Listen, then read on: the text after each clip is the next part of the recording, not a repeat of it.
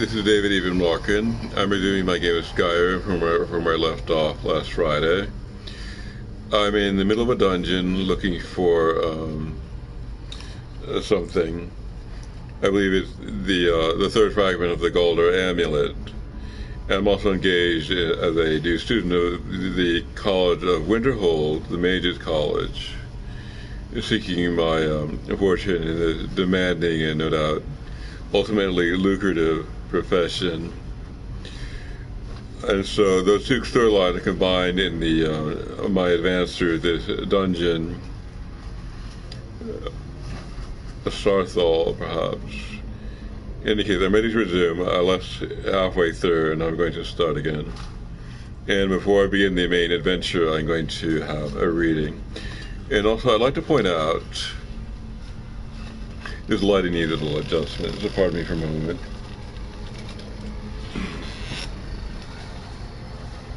I'll take it this way. I'd like to point out that that last Friday, after I concluded the game, I downloaded the Skyrim Anniversary Edition with a great deal of additional content, which now you can see it here. This add-on pack, or equivalent of this new edition of Skyrim, includes a great deal of content that is created since the game's first date of publication, and it's now all available, as I understand it. All of this stuff in particular. And so I'm going to try to see as much of this as I can in my playthrough. It makes this a very complete treatment of the subject of Skyrim. Perhaps a little definitive. So this is now all here. I don't think it was before. Anyway, I did download that. And so now I'm ready to resume the game. Starting with the reading.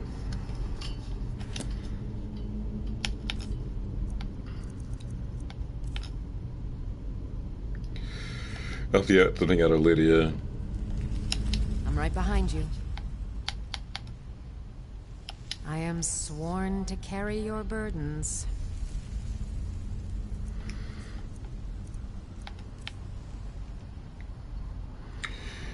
How about... I think I actually read this one. I'll have a look.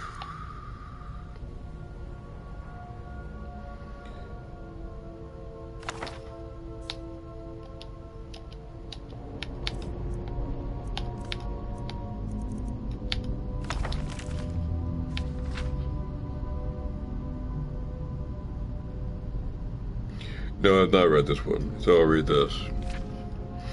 The Real Berenzia, Volume 1, by Anonymous.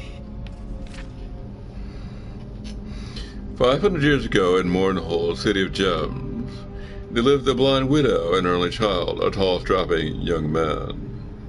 He was a miner, as was his father before him, a common laborer in the mines of the Lord of Mournhold, for his ability in Magicka was small.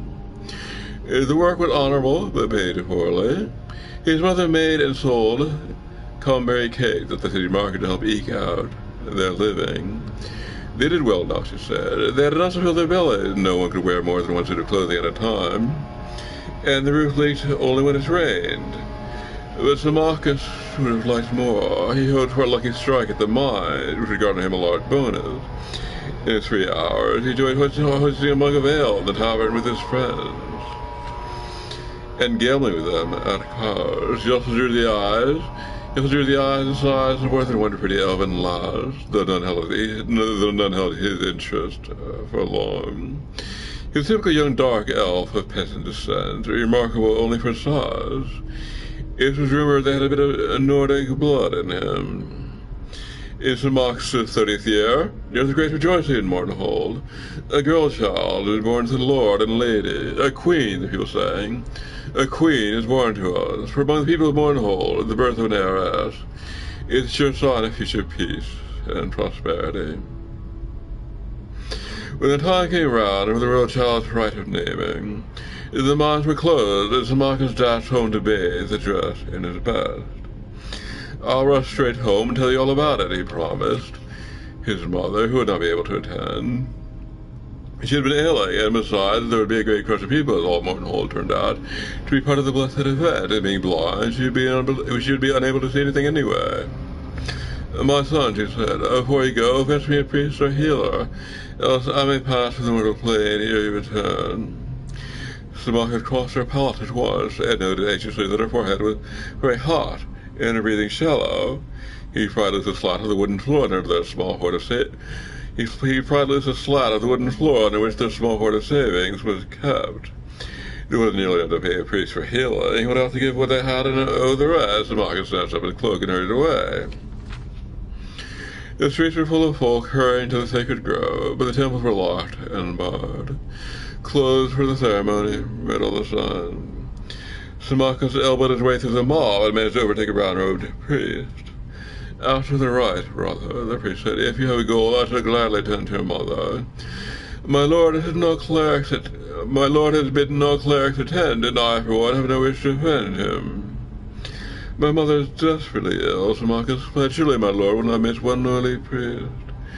"True, but the archcanon will," the priest said nervously, tearing his robe loose of Symmachus' desperate cries and vanishing into the crowd. Symmachus tried other priests, even a few mages, but with no better result. Armored guards marched to the street and pushed them aside with their lances, and Symmachus realized the royal procession was approaching. As the carriage bearing the city's rulers drew abreast, Symmachus rushed out of the crowd and shouted, my lord, my mother's dying.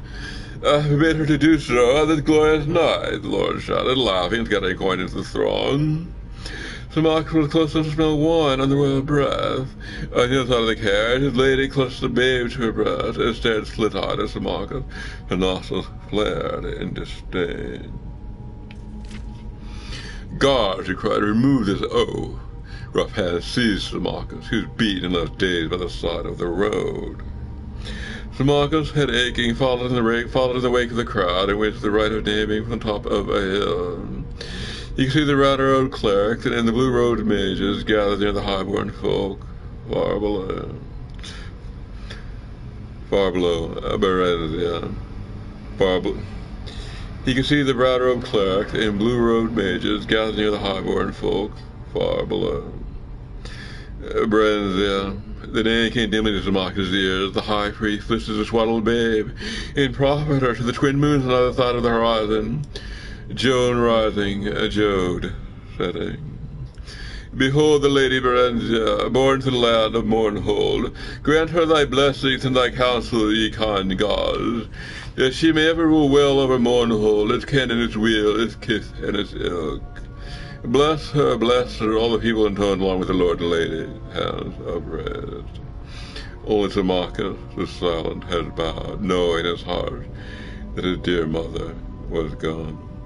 And in silence he swore a mighty oath that he should be his lord's bane in vengeance for his mother's needless death. The child Berezia should have for his own bride, that his mother's grandchildren should be born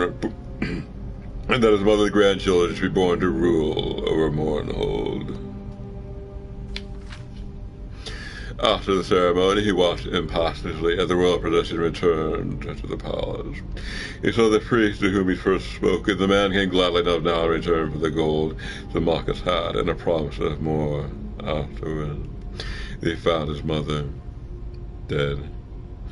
The priest sighed and tucked the patch of gold coins away.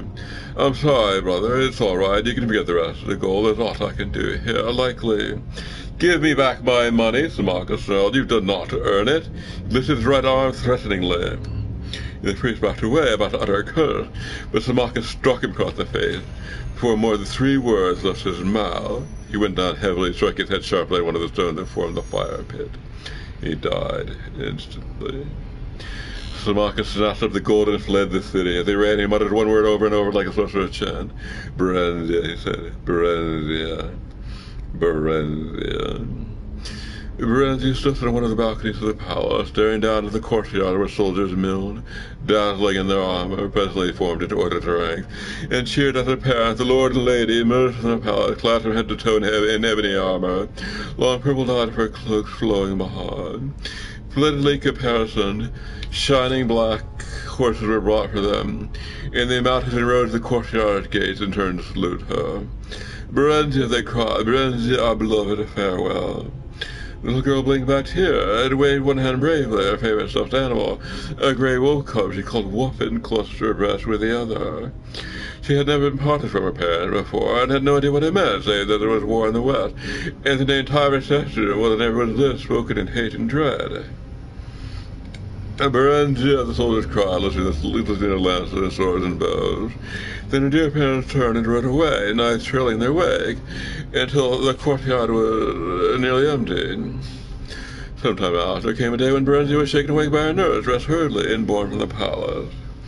All she remembered of that dreadful time was seeing huge shadows with burning eyes filling the sky. She was passed from hand to hand. Foreign soldiers appeared, disappeared, and sometimes reappeared.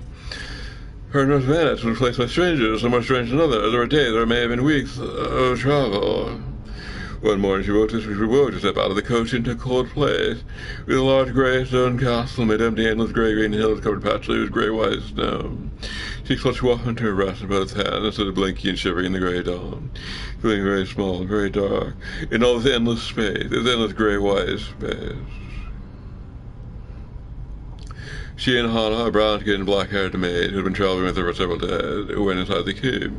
A large gray-white woman with icy gray golden hair was standing by a hearth in one of the rooms.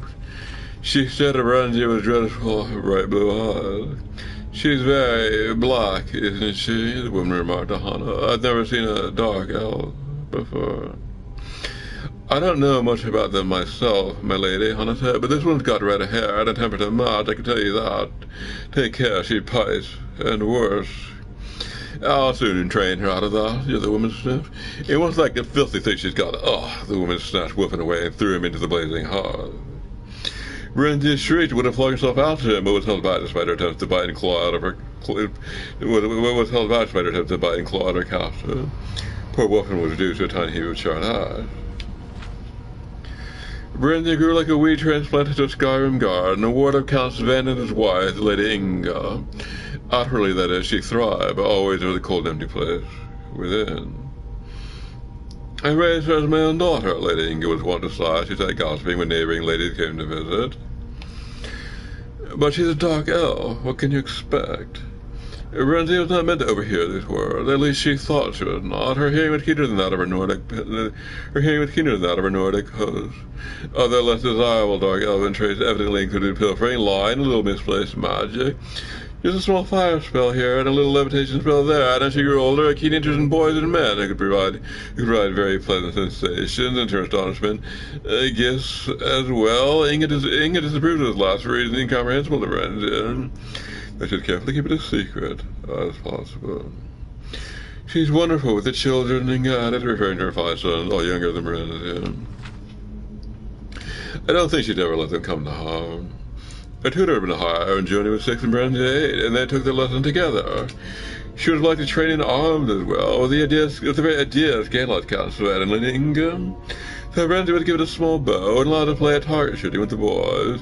She watched them at arms practice where she could spar with them when no grown-up folk were about, and knew she was good or was better than they. "He's very proud, though, isn't she?" one of the ladies whispered to Inga, and Berenzi, pretending not to hear, would nod silently in agreement. She could not help but feel superior to the Count and his lady. There's something about them that provoked contempt. Afterwards, she learned that Sven and Inga were distant cousins of Dark Marquis's last titled resident, and she finally understood. They're preserved imposters, not rulers at all. At least they're not raised to rule. Their thought made her strangely infuriated them. A good, clean hatred, quite detached from resentment. She didn't see them as disgusting or insects to be despised, but never feared.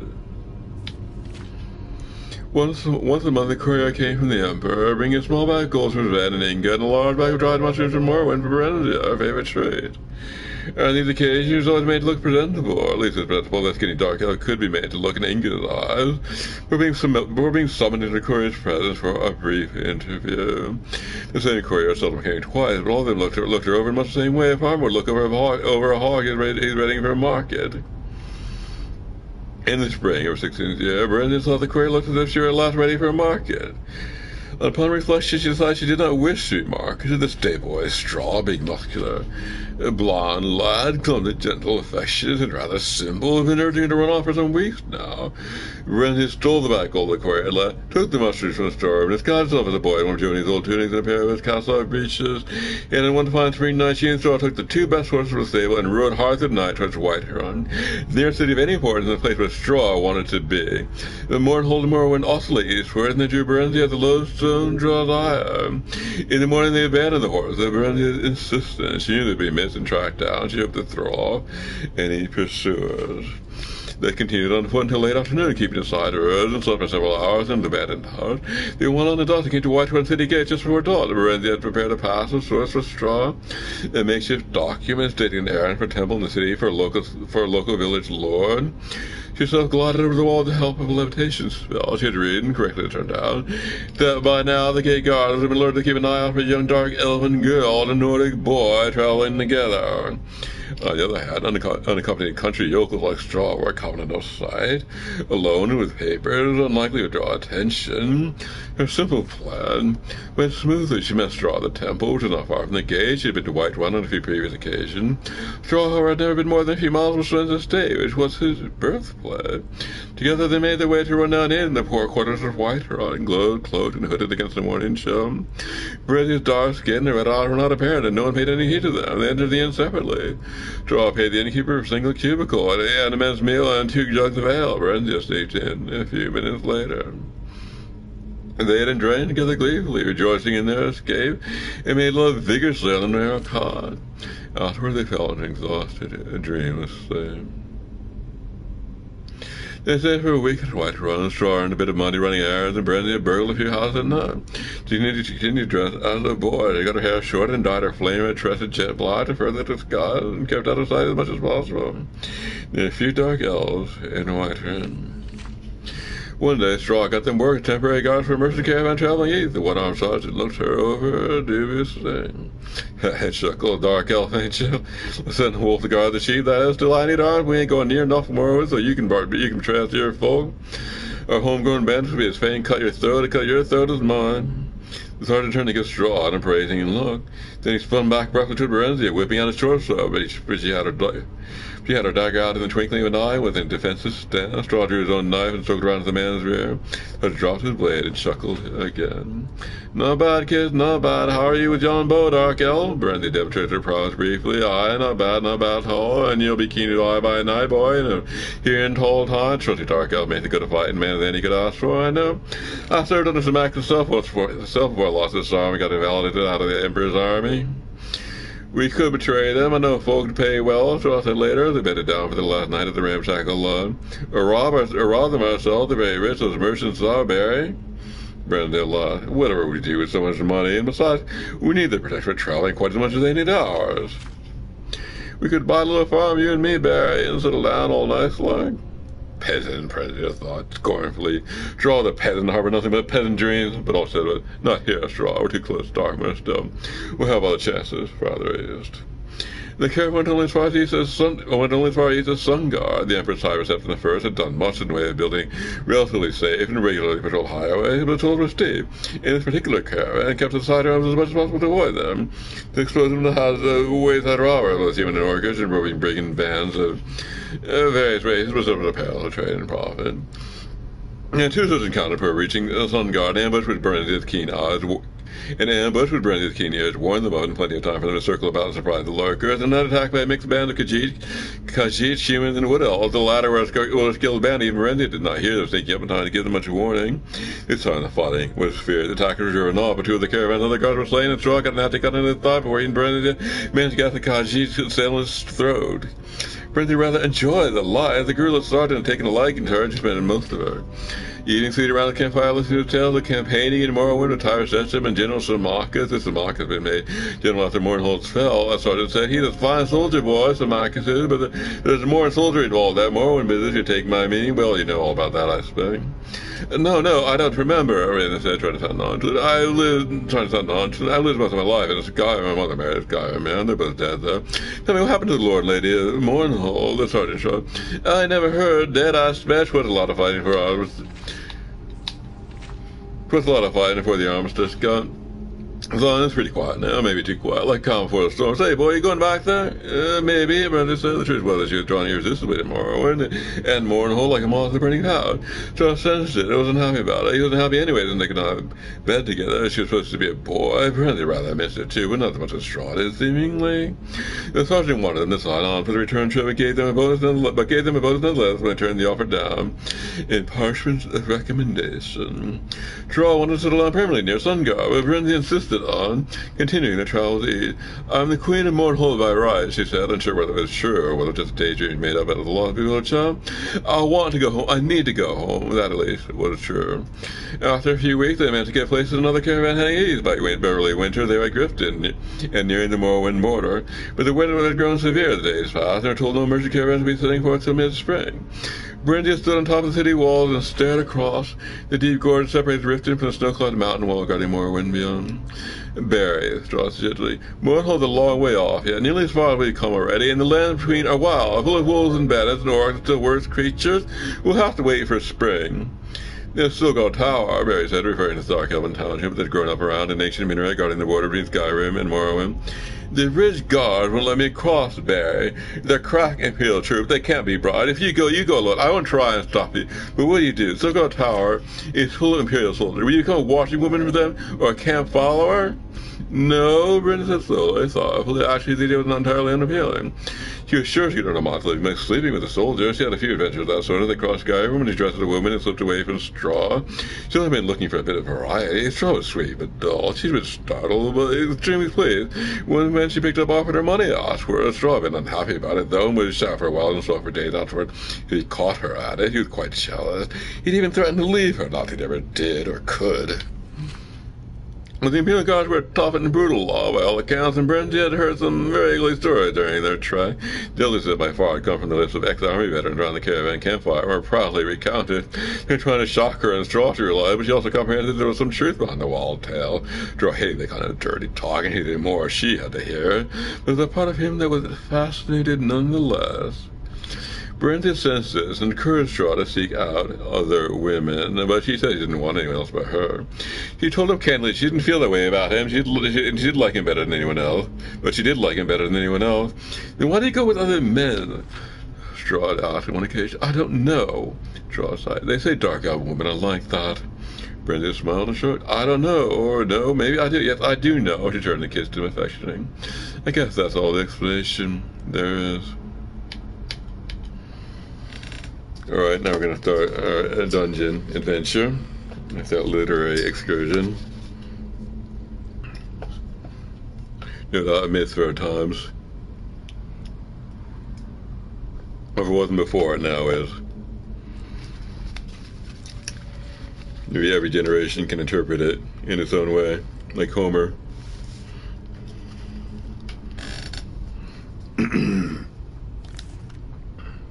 Let's get going then. Alright, we are here, moving south, in Sarthal. That's the name of the place.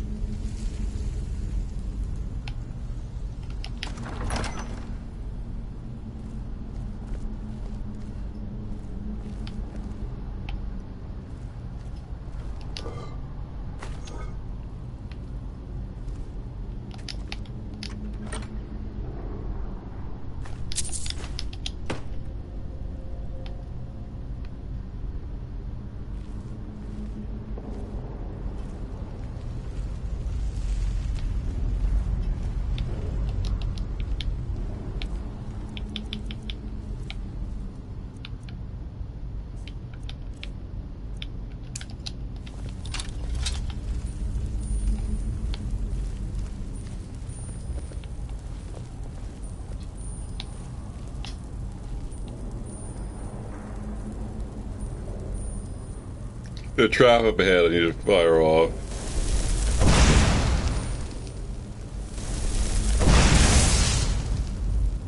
Huh?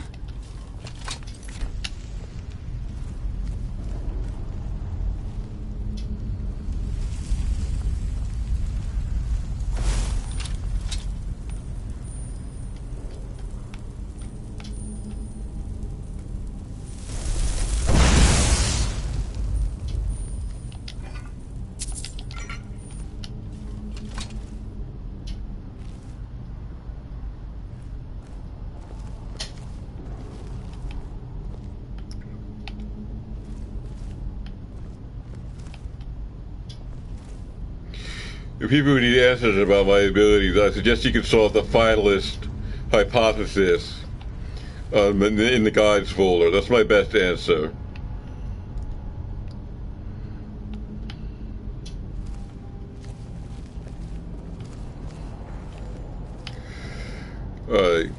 Snake, whale, bird. Actually, it's printed up here for easy reference. That was simple.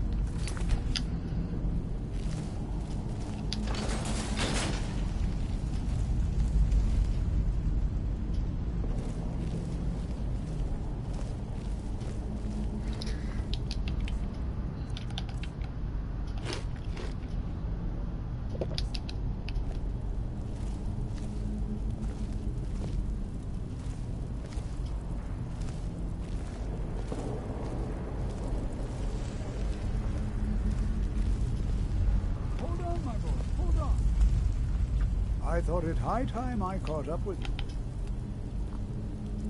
This is simply fascinating. So you wish to master the arcane arts?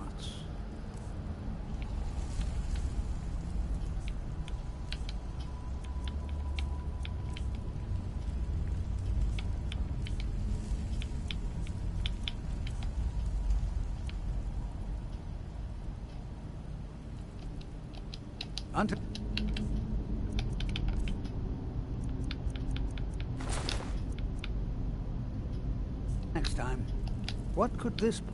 Spells and incantations for those with the talent to cast them.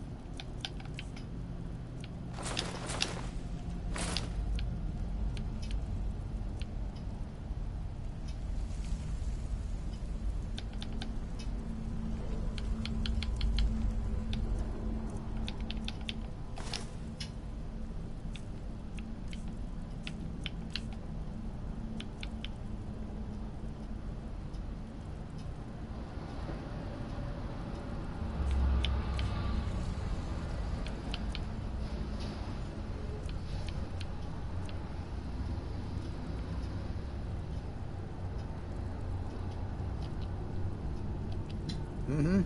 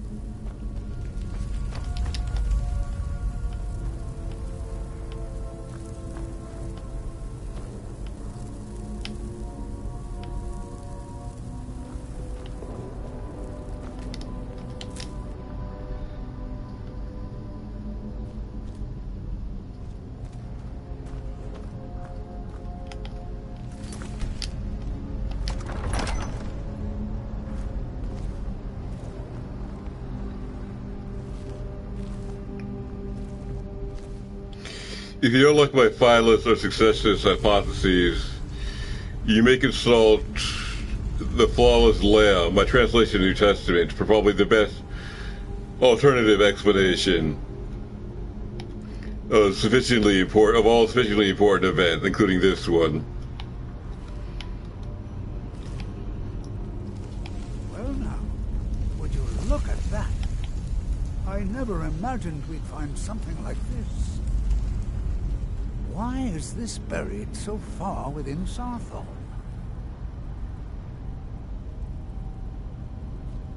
This is simply fascinating.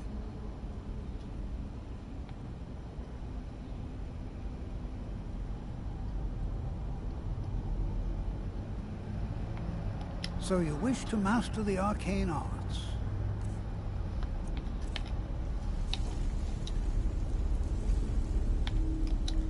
All right then.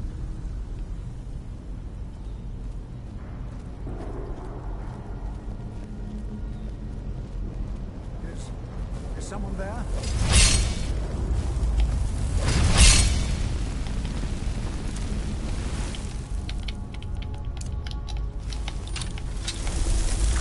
Nothing seems to work. Keep it busy.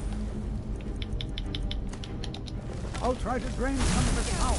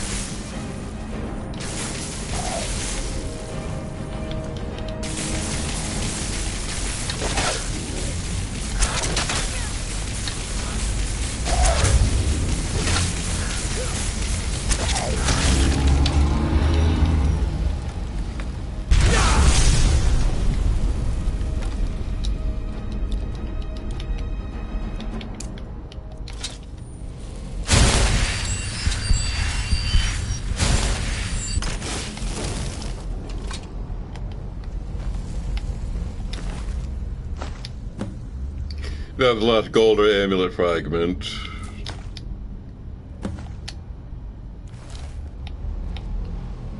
And a rid of steel to go with it.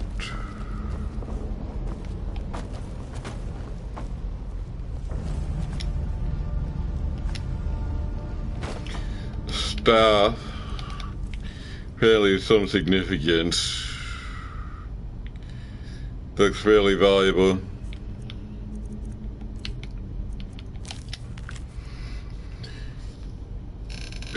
Be bound here, Jack, murderer, betrayer, condemned by your crimes against realm and lord. May your name and your deeds be forgotten forever, and the charm which you bear be sealed by our ward.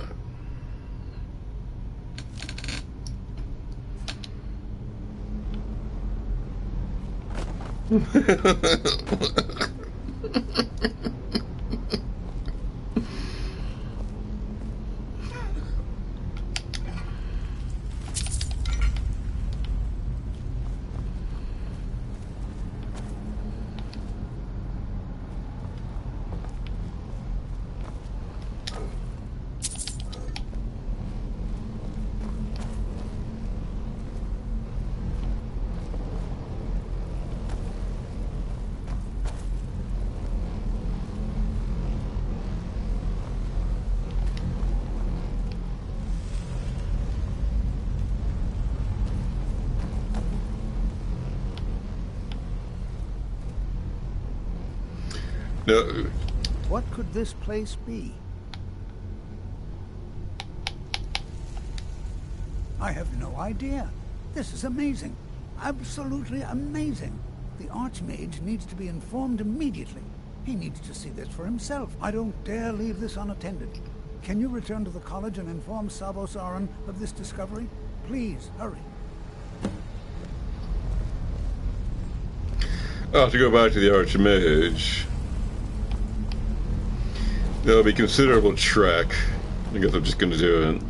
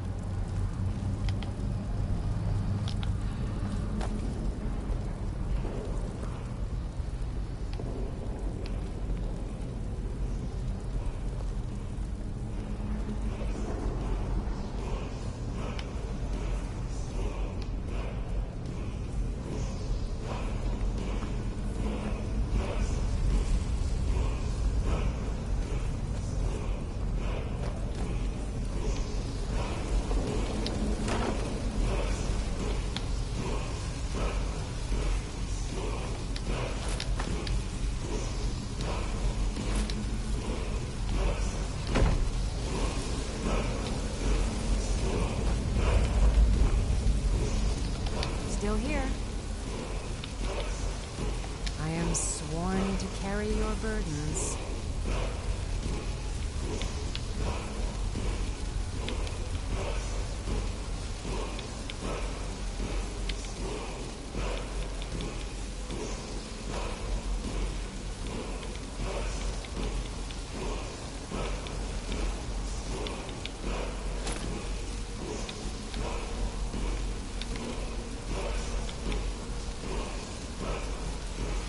That's a good upgrade for Lydia.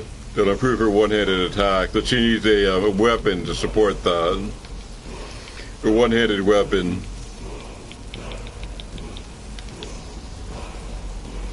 Haven't got anything right now. I'll keep an eye out for something. Lead on.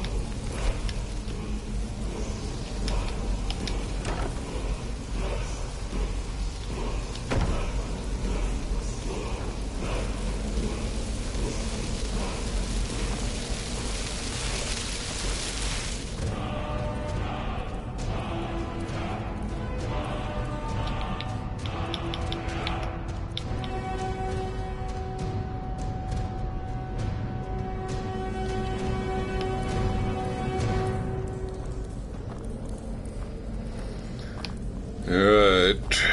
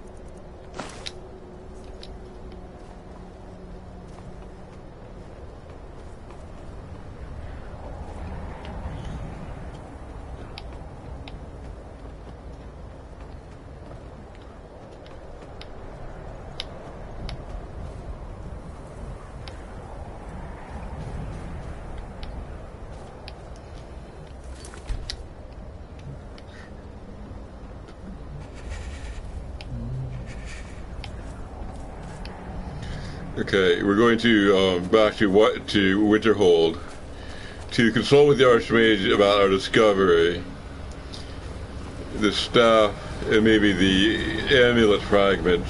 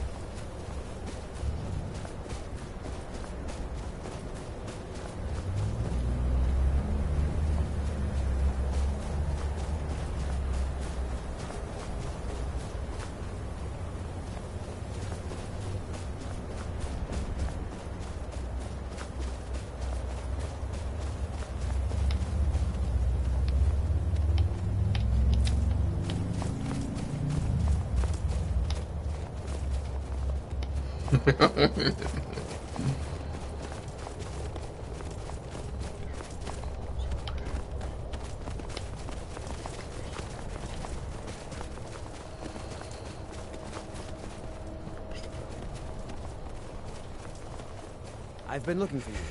Got something I'm supposed to deliver. Your hands only. Let's see here. Looks like that's it. Got to go. No time to talk. Snitch or double-cross me and I'll kill you. I mean it. The Iron Mace of Dismay just arrived in my hand. Delivered by this person.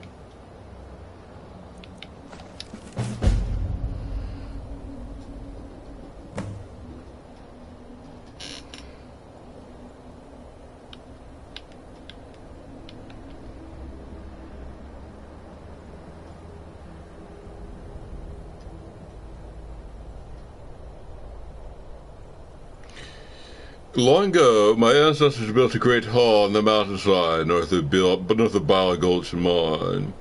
They called it Henderheim, a warrior's home that rivaled Southern God itself. At last, my clan, I wish to bequeath this home to a true warrior. You are not a Nord, yet I've heard your prowess in battle rivals that of our most legendary fighters. I ask you to prove it with your blade.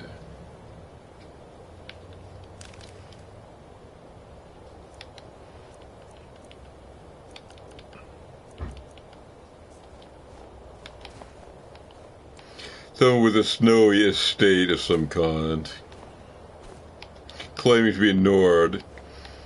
They're so stationary that maybe he's actually something else. I've got your back. How can I serve you, my Thane?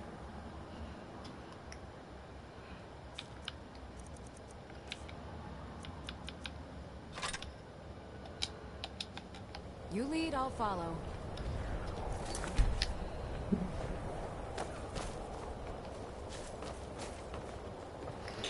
You should pass on this estate to some heir.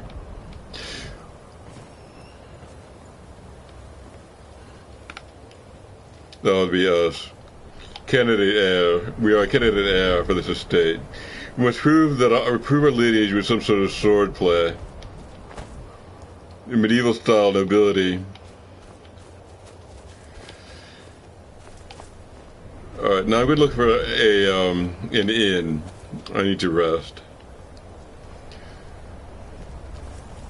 The Imperialists think us all lawless beasts. I'm proof of their ignorance.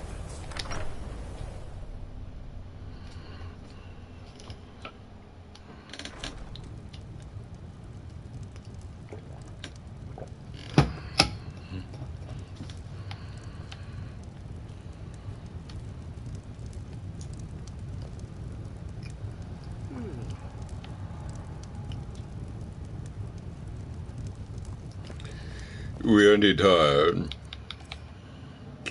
fatigued, and cold.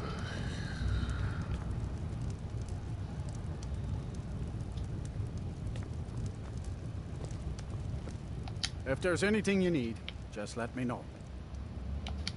Drink for the thirsty, food for the hungry. We'll have some food.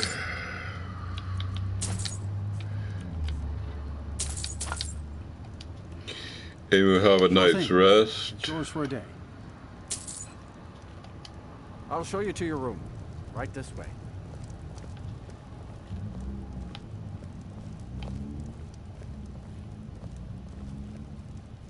Let me know if there's anything else you need.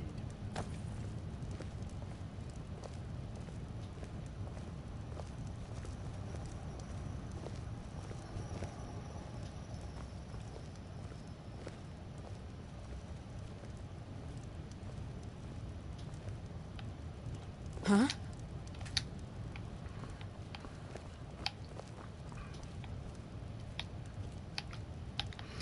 No door here, I notice. So we're just going to take it in the open. Got 8 hours, or we get it in here?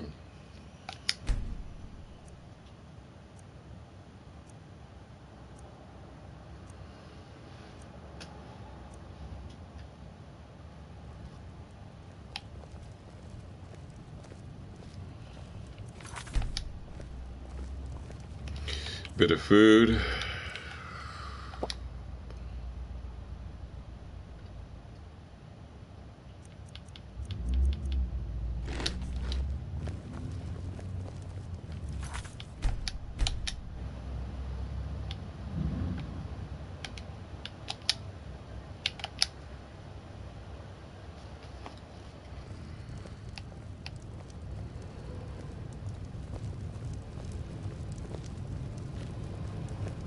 I understand couriers been complaining about our customers. What of it? It's our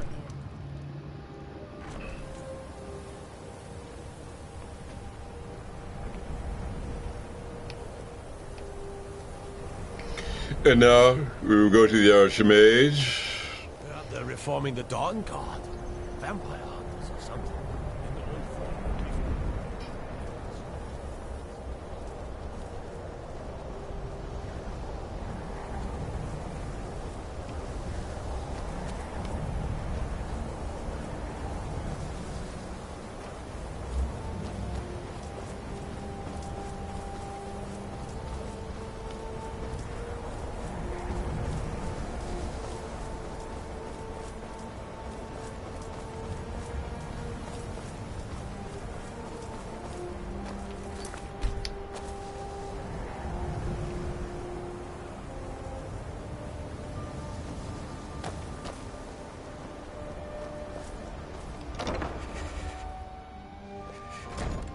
If there are any problems, let me know. It's my job to keep things running smoothly.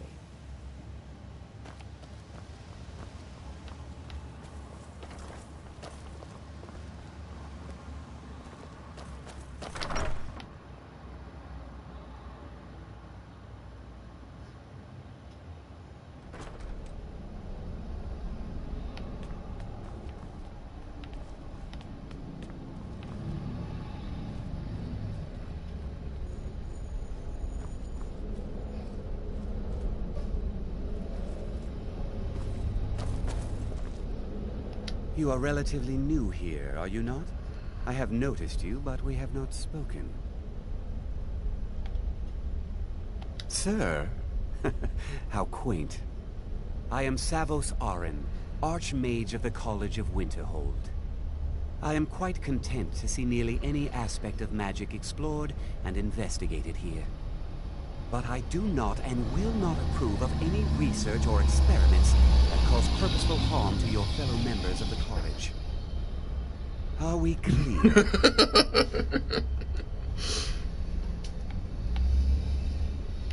Please don't tell me that another one of the apprentices has been incinerated. I have enough to deal with right now.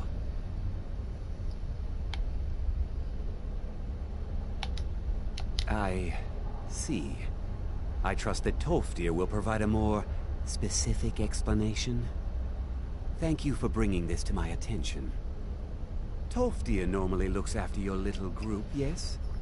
Since he's apparently occupied, and I will need to see this discovery for myself, I think perhaps you should begin researching the subject. Speak with Urag in the Arcanium.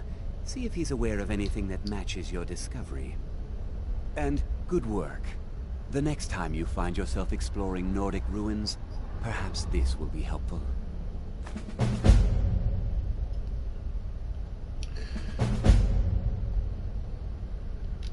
Now, if you'll excuse me. Very good. You've been given a task by the Archmage.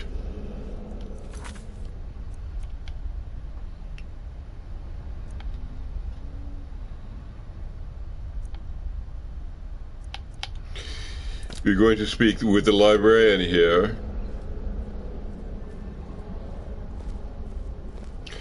A distinguished orc and scholar.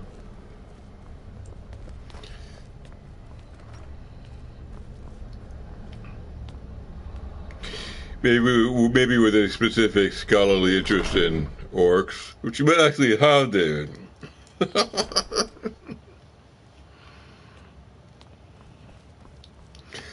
We're just going to chat him up a little, see if he can help us along. Oh, here he is.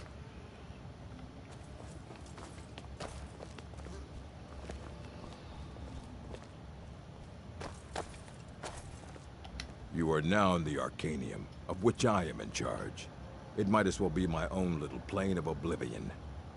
Disrupt my Arcanium, and I will have you torn apart by angry Atronachs. Now, do you require assistance? Please make sure your hands are clean before touching anything, all right?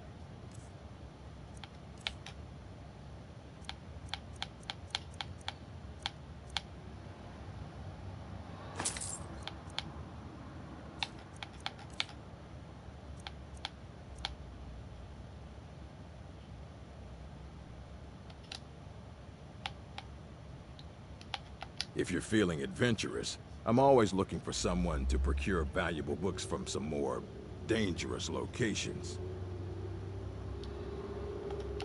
Well, all right, here. I scribbled down the last place I'd heard about. Check it out, but be careful.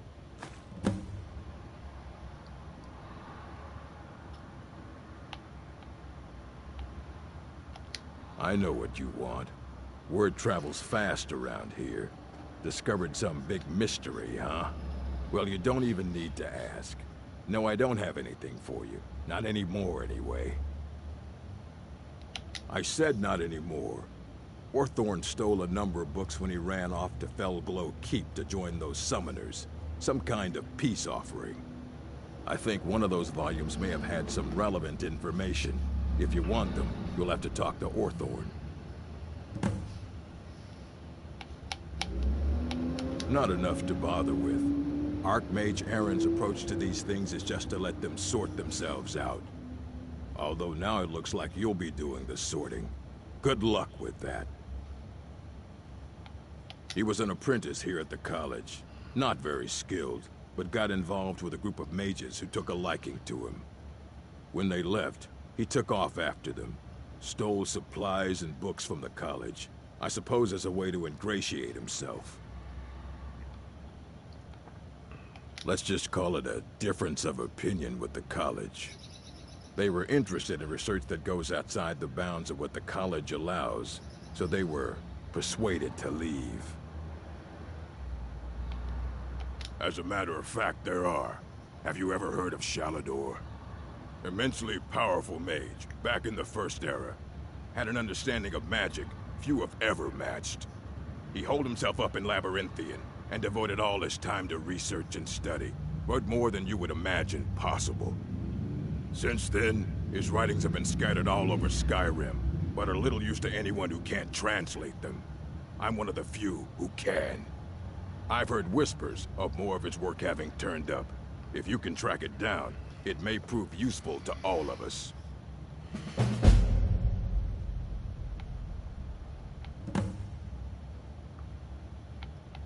Of course I do. If I didn't, most of these books would have been burned to ashes or dissolved to nothing before the Third Era. Mages need to be reminded to be careful around research materials. A mage is only as good as what he knows. I try to make sure as much knowledge is available as possible. We've been keeping this collection since the Second Era. Books have come and gone during that time, but it's mostly intact. Until next time.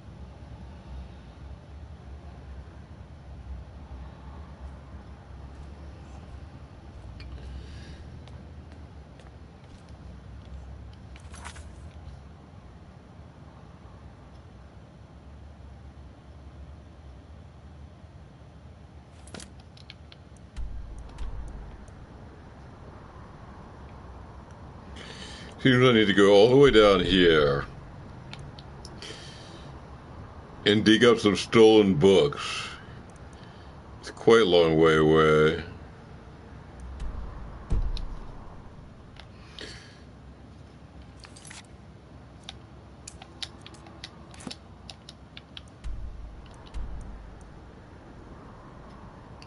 I'm going to go even further away. I can go down here. Look for Shalador's writings.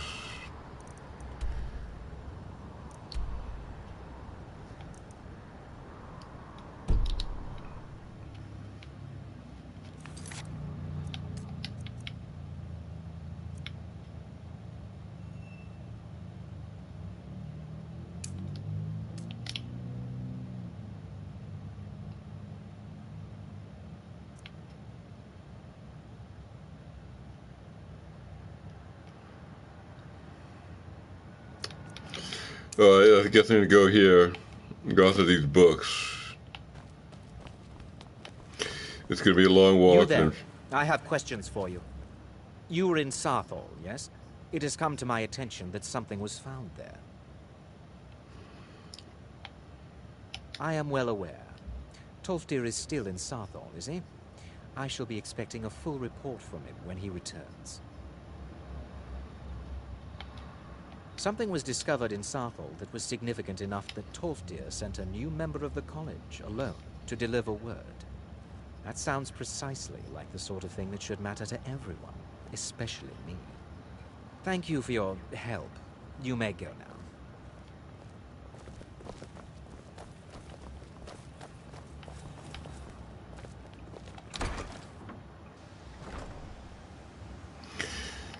So blunder out into the elements once again in search of wisdom.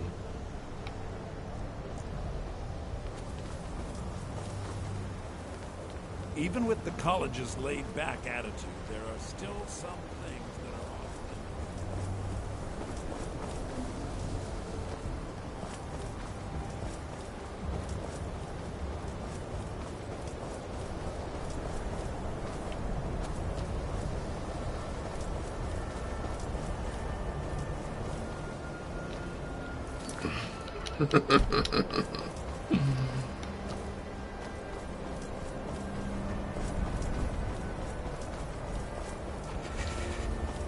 Watch the skies, traveler.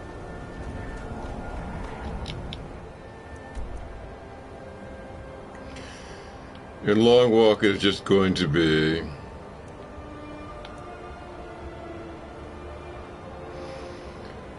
we'll try to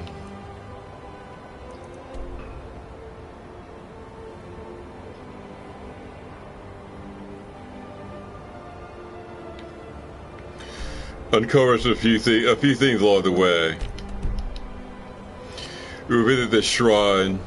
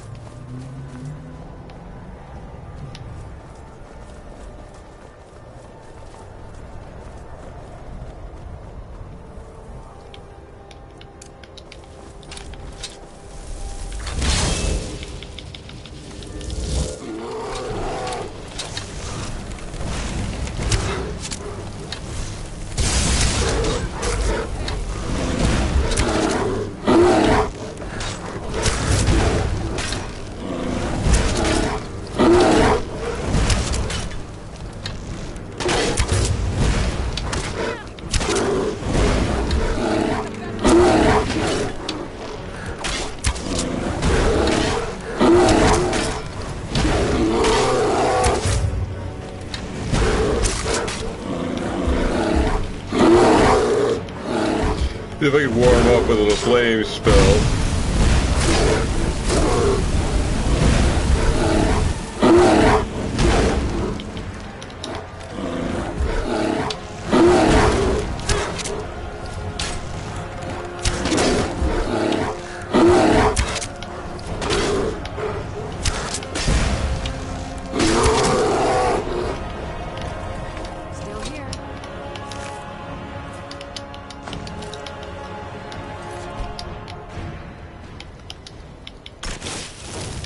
Command.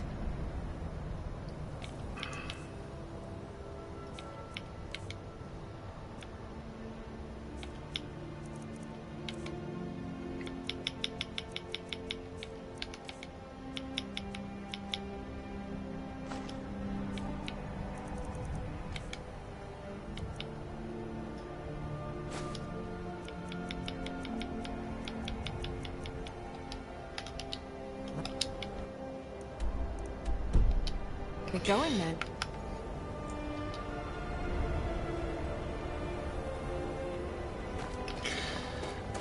The night is about to fall and it's very cold, so I'm going to spend the night in Winterhold here. And take off the next morning. And I'll sell some stuff, which I neglected to do.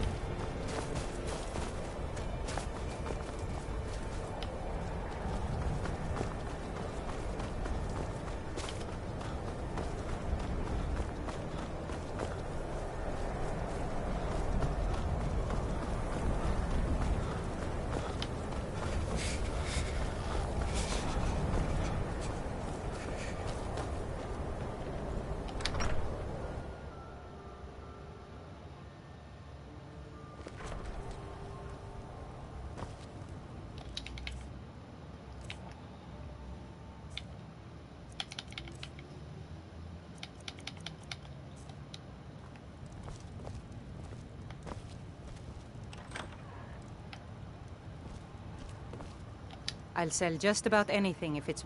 Some may call this junk. Me, I call them treasures.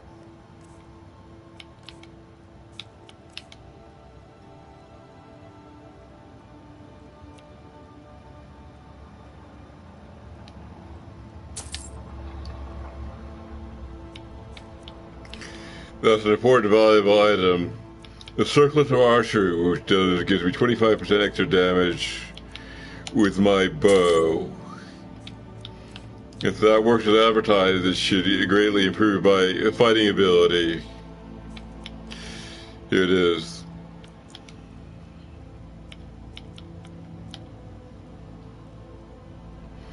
Lydia might want this.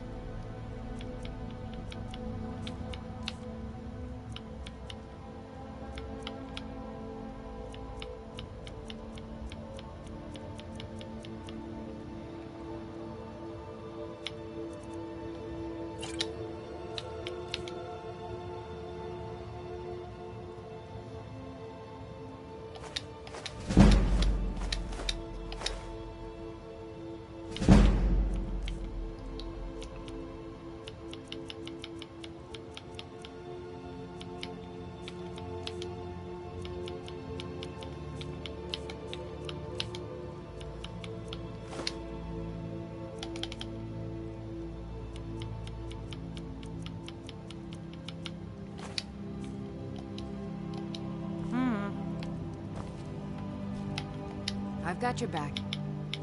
I am sworn to carry your burdens.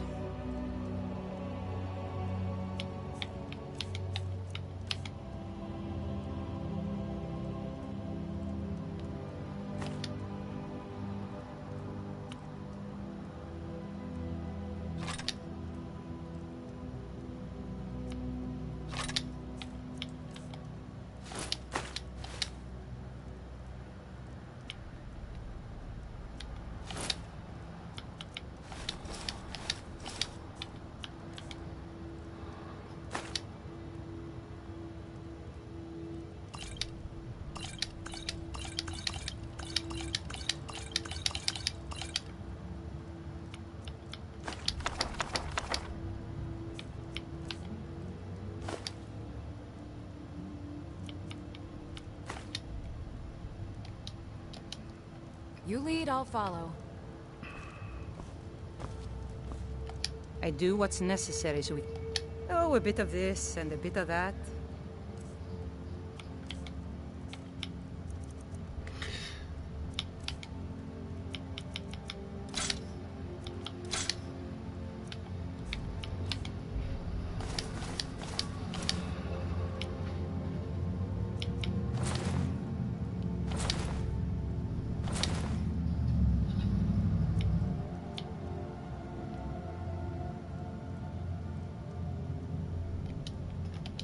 Good day. I'm right behind you. I am at your command. I think Lydia could use a good necklace.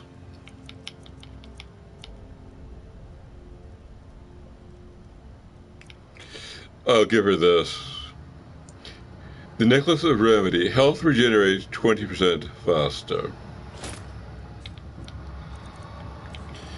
And she does wear it. That'll improve her hit point recovery.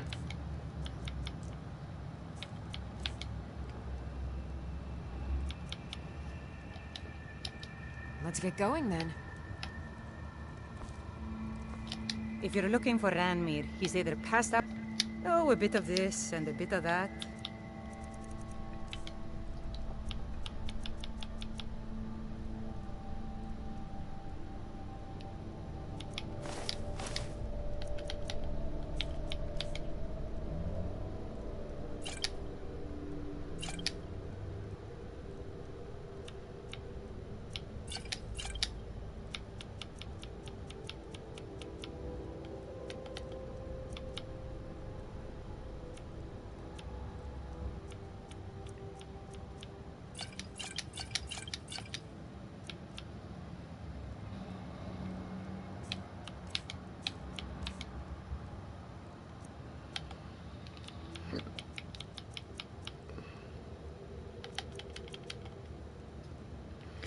Tremendous amount of bone meal, which is quite heavy. I'm just going to dump some of it.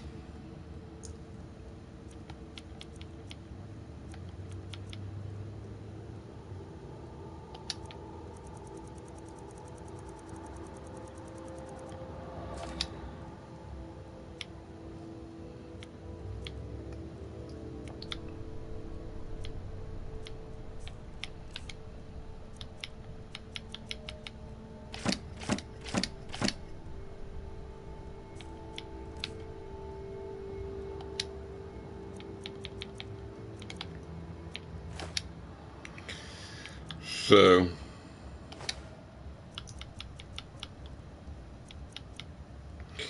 that's pretty much all of our money.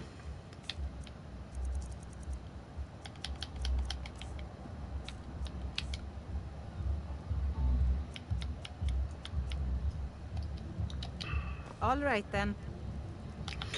Guess we're going to have a new look with a circlet of archery.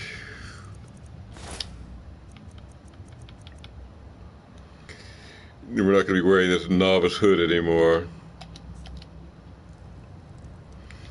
Make it a little more fashionable, perhaps. He's now technically an archer, no longer a mage. That's what that symbolizes.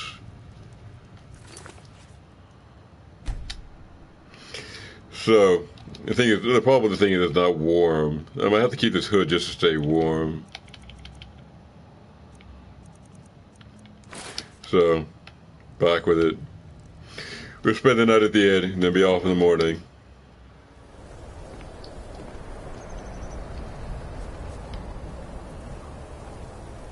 Now I remember. You're that new member of the Companions. So, you what? Fetch the mead?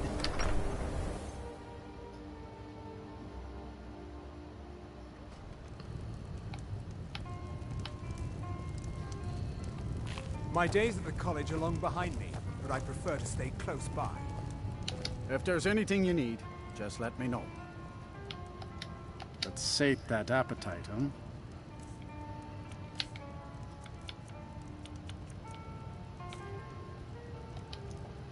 Are you joking? You just rented a room for me. I rented a room for him. This one, maybe.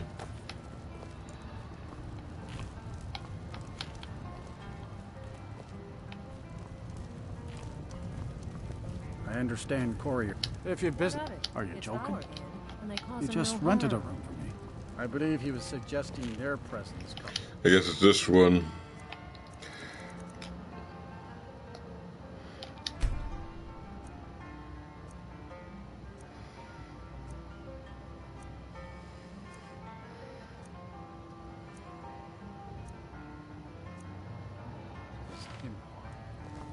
Well,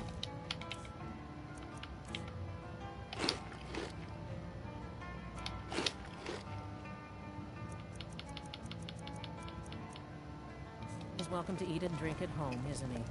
How come you're in Winterhold? My pa says people like you are the reason no one lives here anymore. If there's anything you need, just let me know. If your business would... Take a look.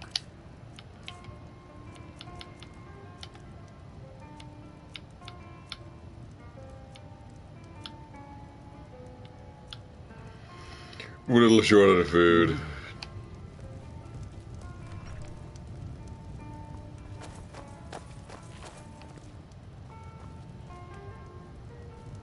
My days at the college are long behind me, but I prefer to stay close by. Dagor and I have an understanding. He gives me privacy, and I make sure my experiments don't blow up his inn. Take a look.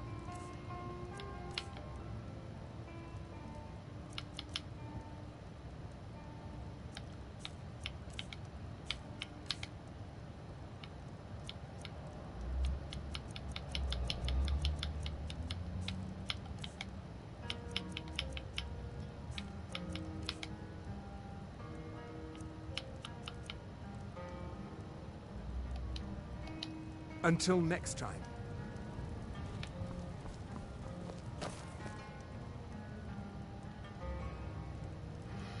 That staff is amazingly strong. The staff of arcane authority was 2,443 gold. Heck, it technically belongs to somebody. Alright, let's move along.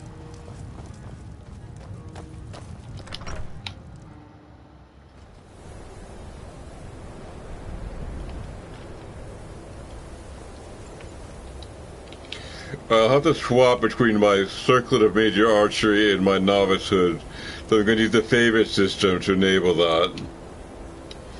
Now that they appear in this odd menu. Switch like this.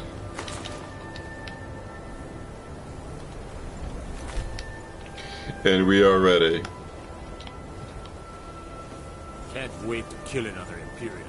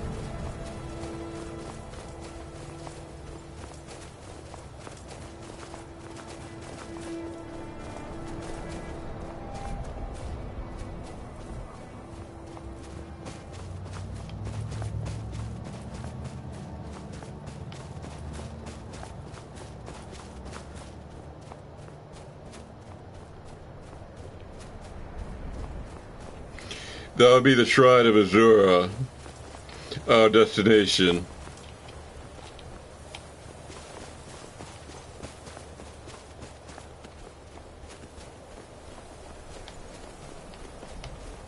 A splendid goddess, as we can plainly see.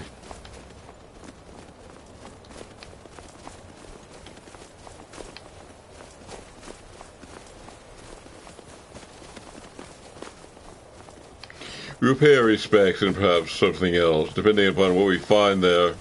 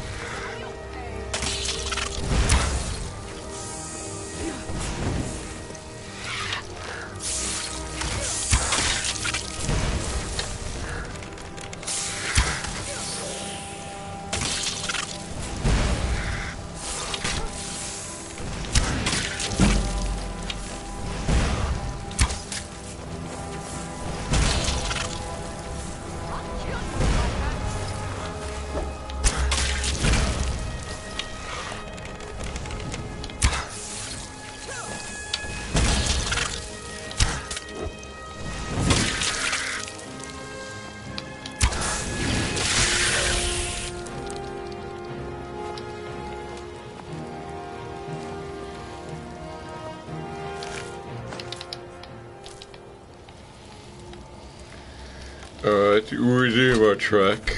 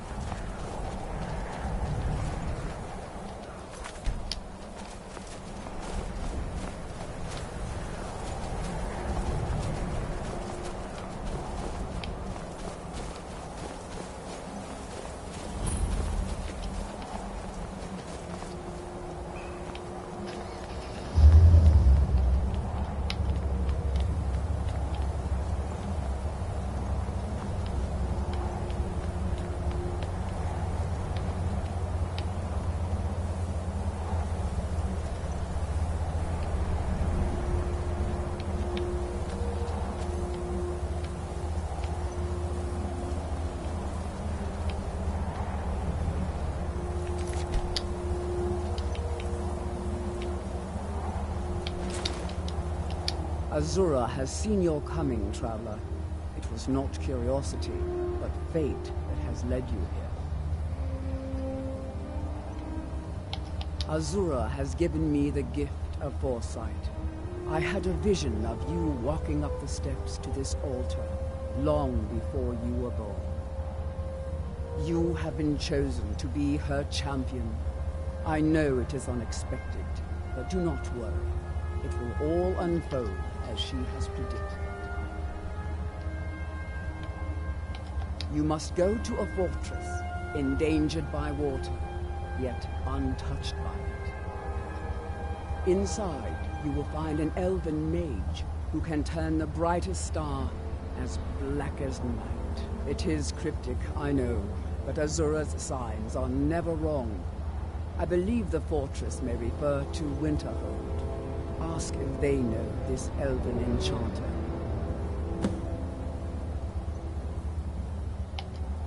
She is the goddess of dawn and dusk. Azura sees into the twilight of the future and guides her followers through it.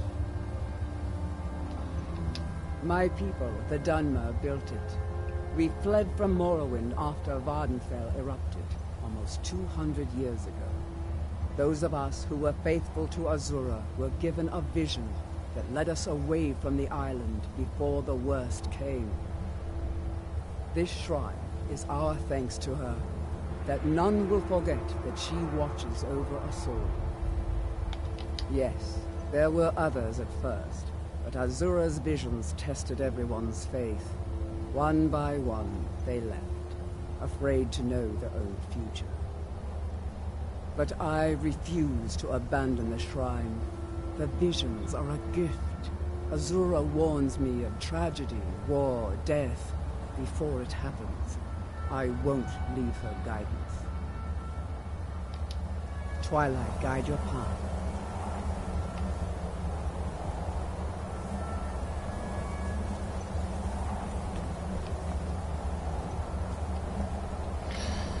Well then.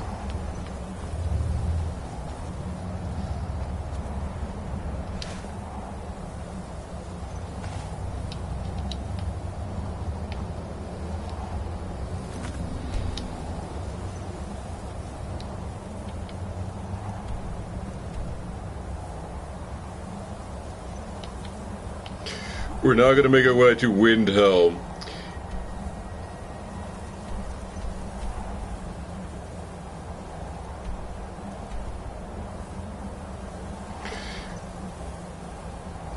We get a Silas pit on our way back.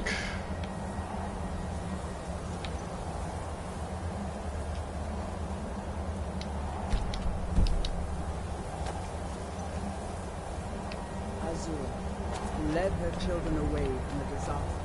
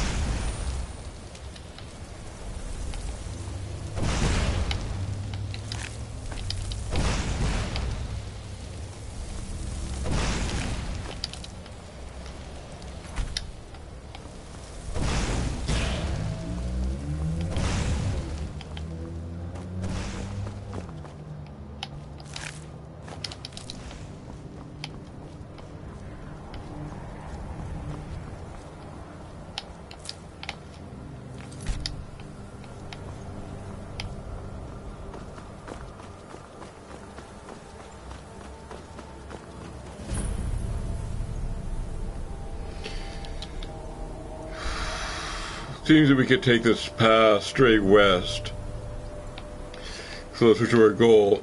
I suppose I will.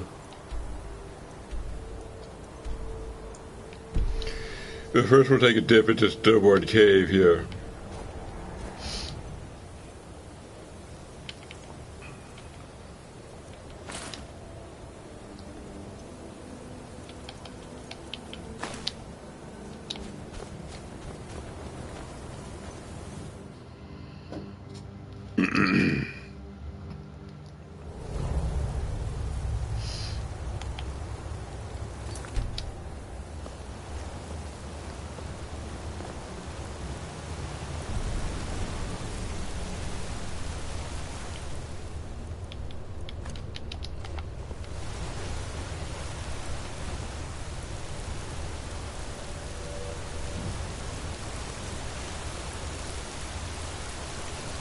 Got a bad feeling about this.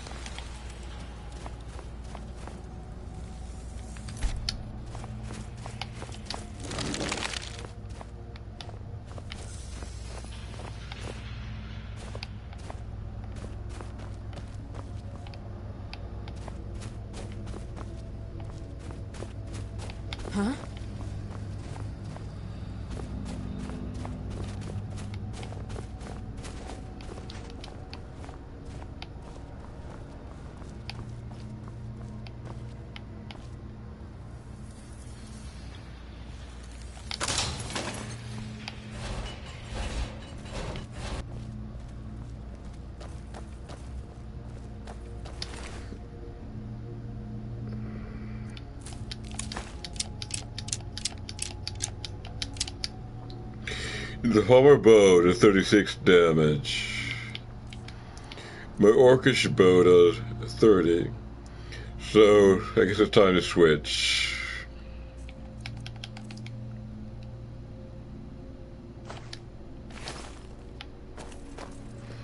The Lydia carry have my orcish bow.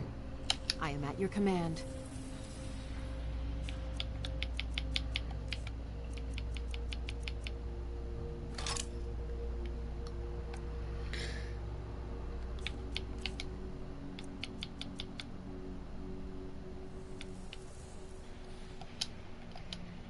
You lead, I'll follow.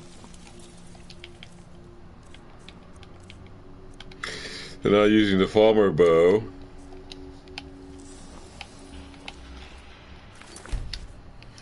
With 36 damage.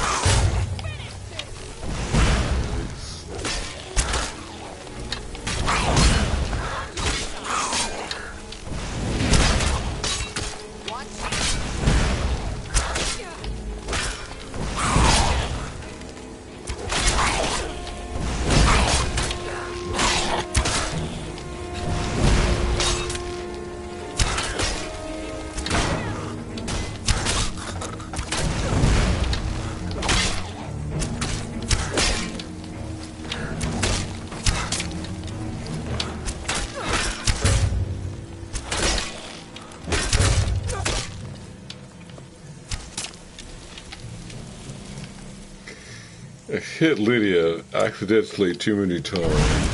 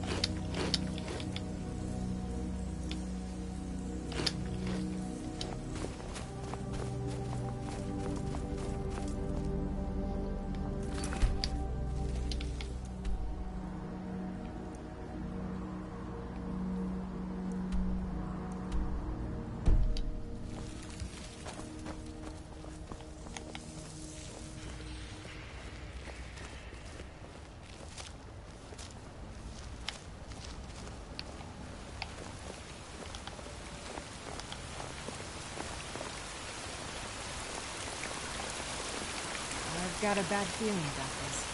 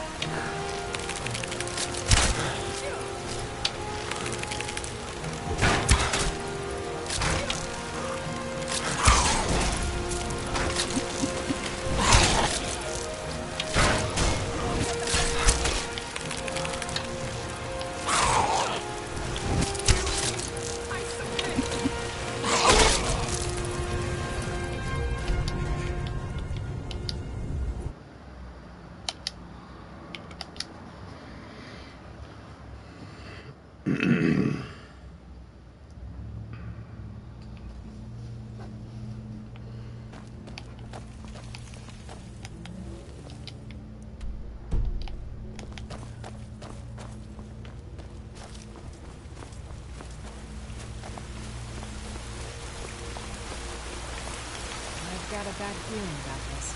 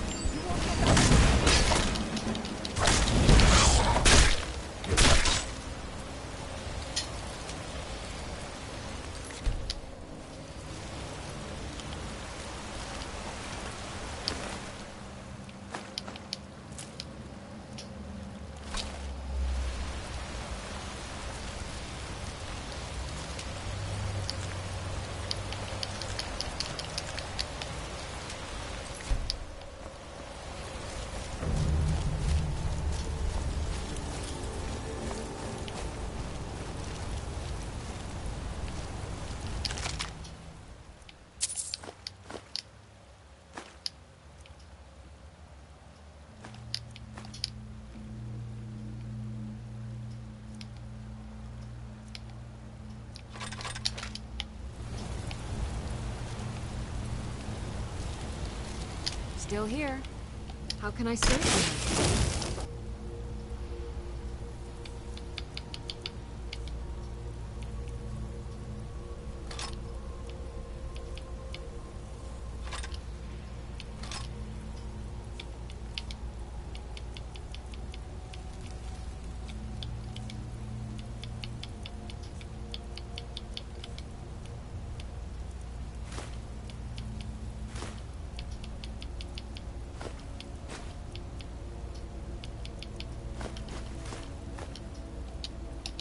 Let's get going then.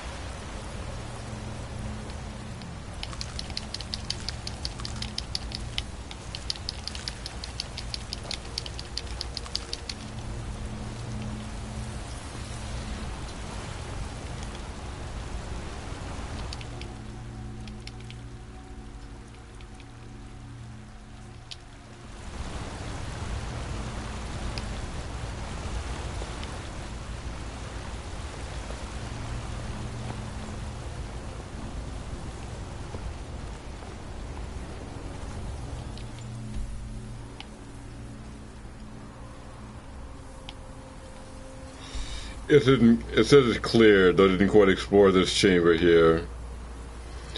Yeah, so I'll just head out.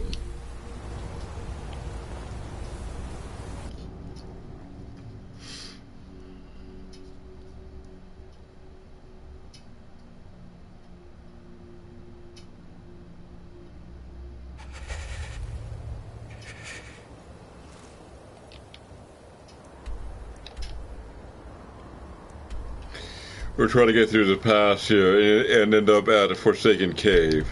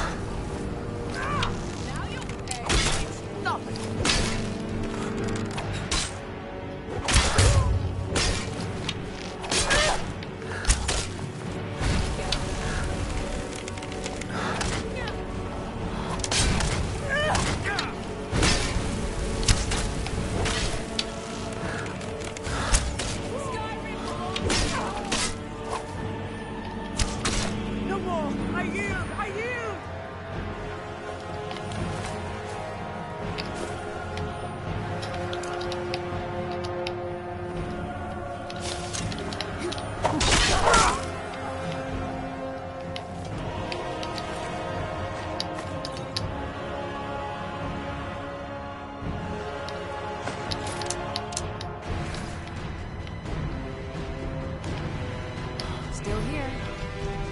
I am sworn to carry your burdens.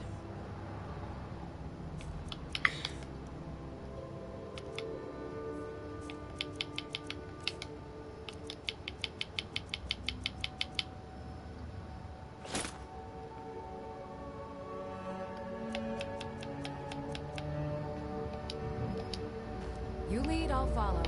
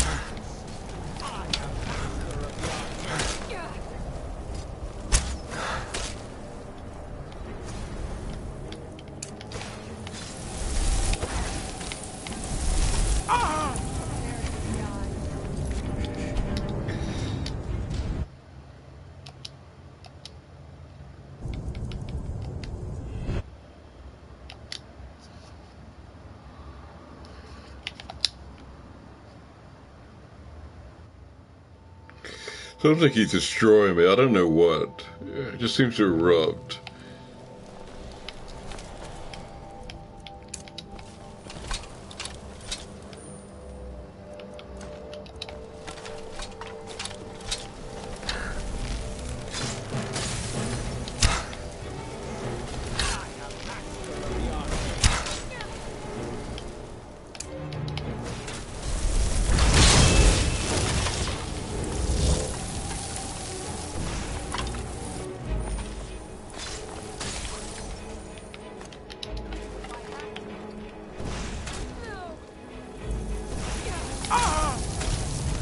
Maybe it's that frost whirlwind.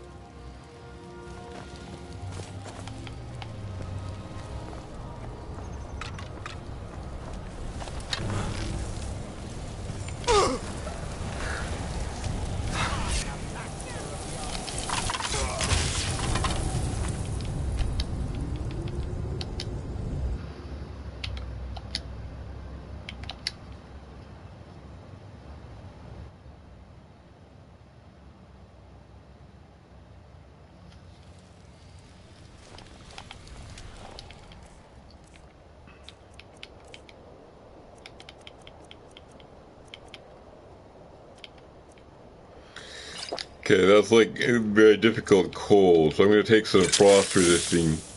The potions which give me cold resistance. Apply some poison to my arrow for a little extra punch. And just hope for a better result.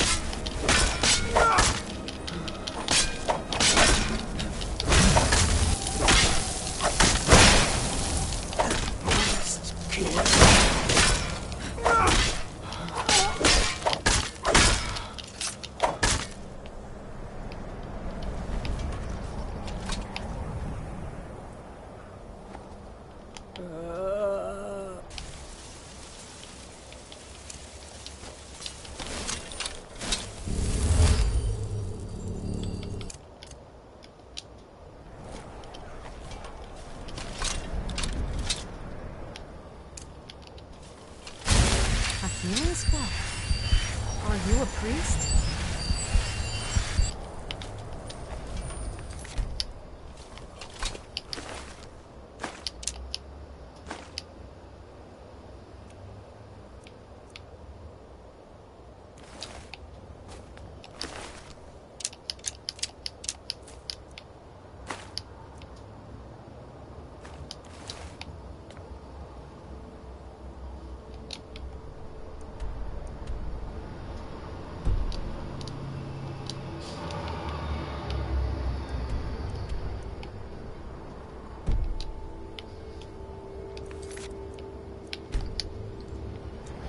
Guess we'll take a look at this fort.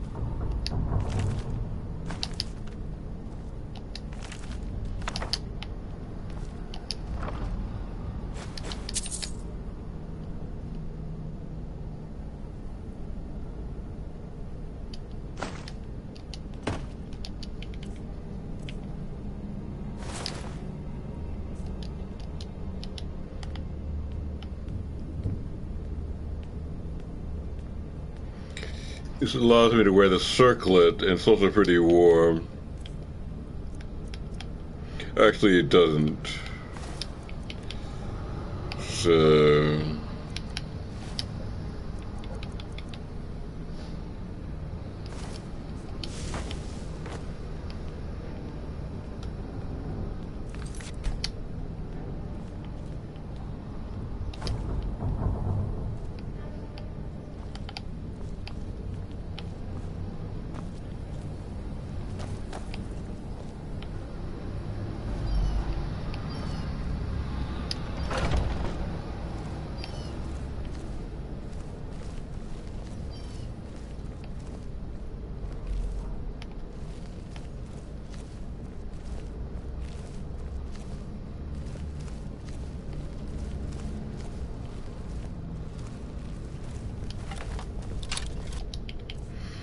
Somebody had sitting there thoughtfully. We just give him a little wake-up call.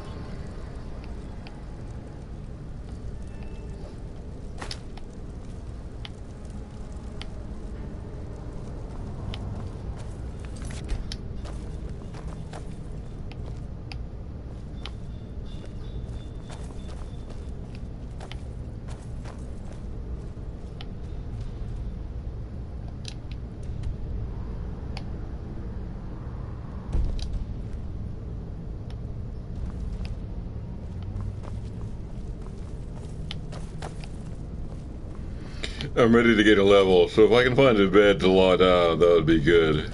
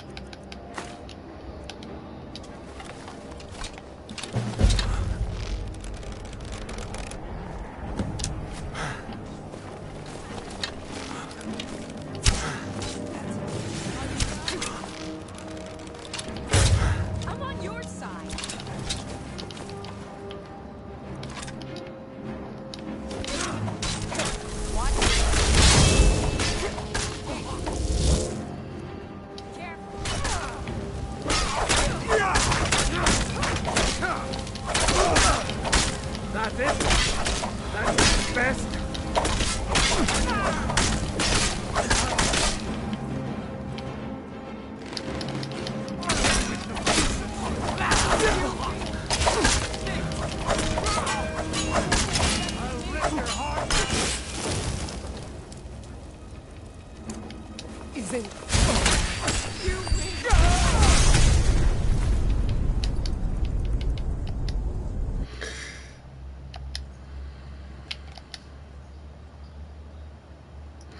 a little low on supplies, in particular food and arrows. So I think I'm just gonna skip this.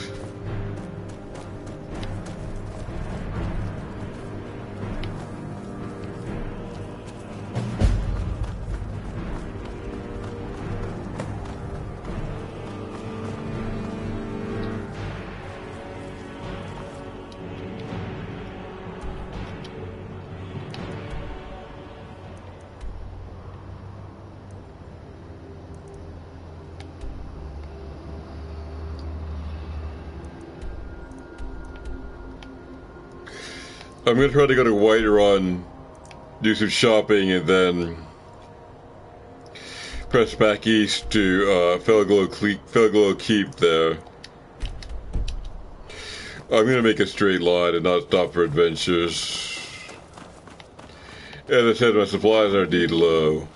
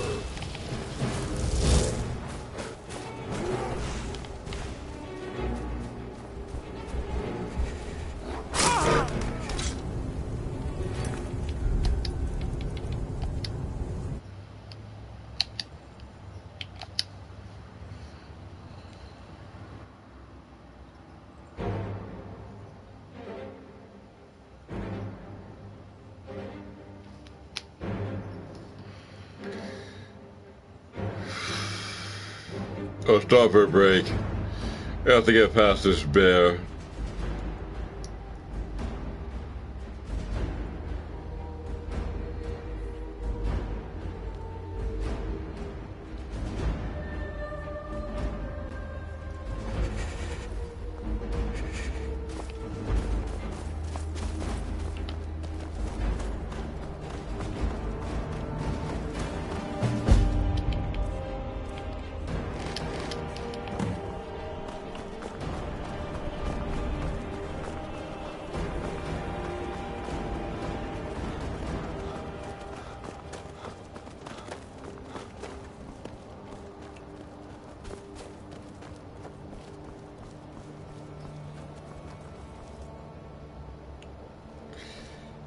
I want to get to Whiterun.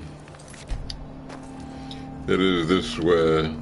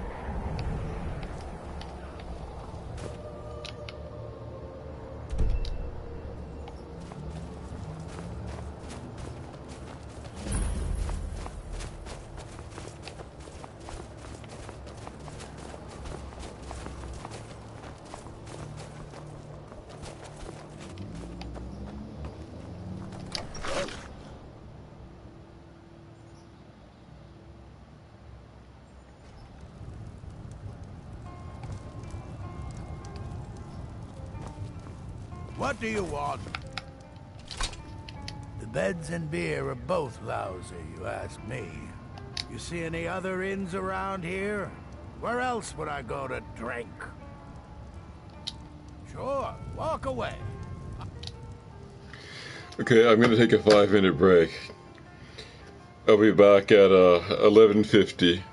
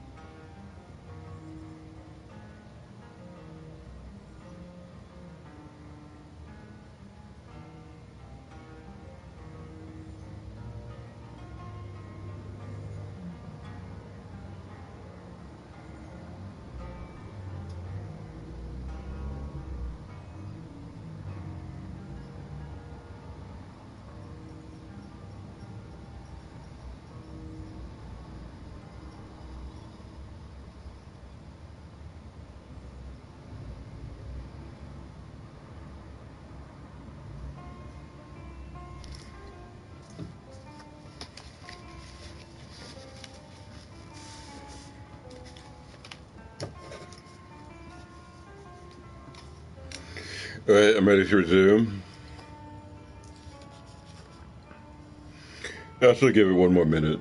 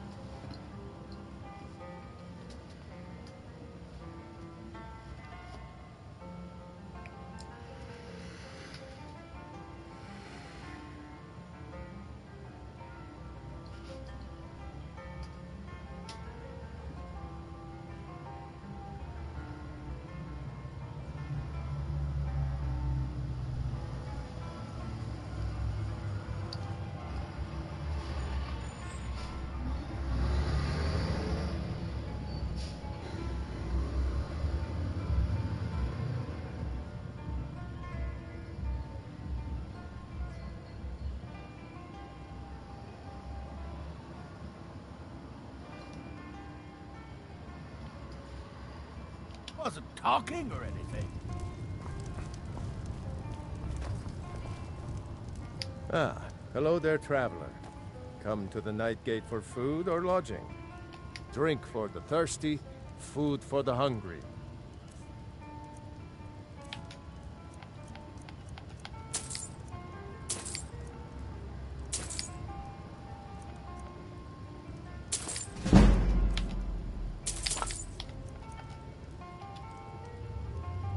Sure thing. It's yours for a day.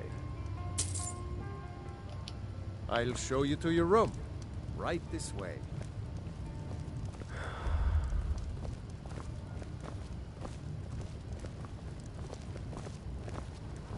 Let me know if there's anything else you need.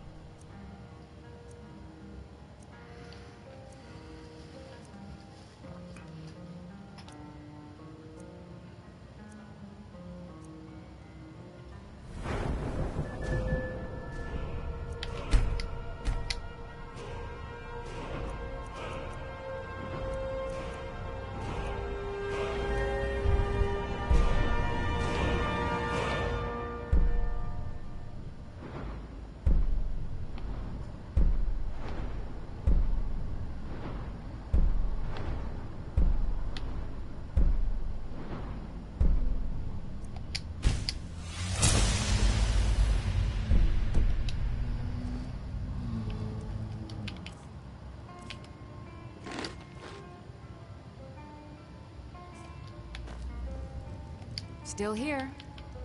I am at your command.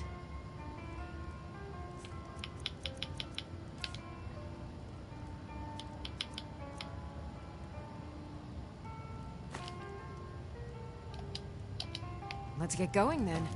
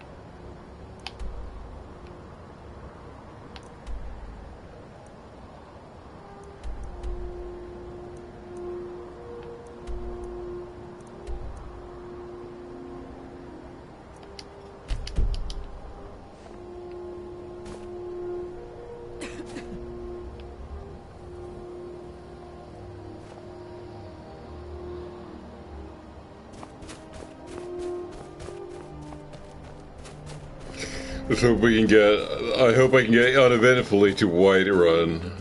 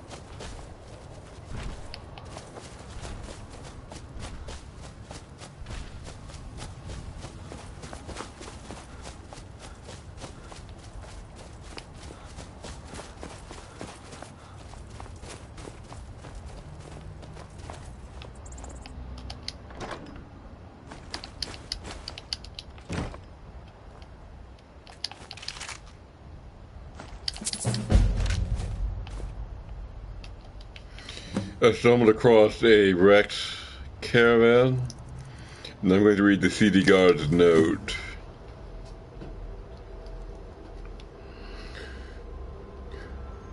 Talvani handed the cargo off to us at the checkpoint. They seemed a bit on edge, but not sharing details exactly, just that they were attacked by dwarven machines.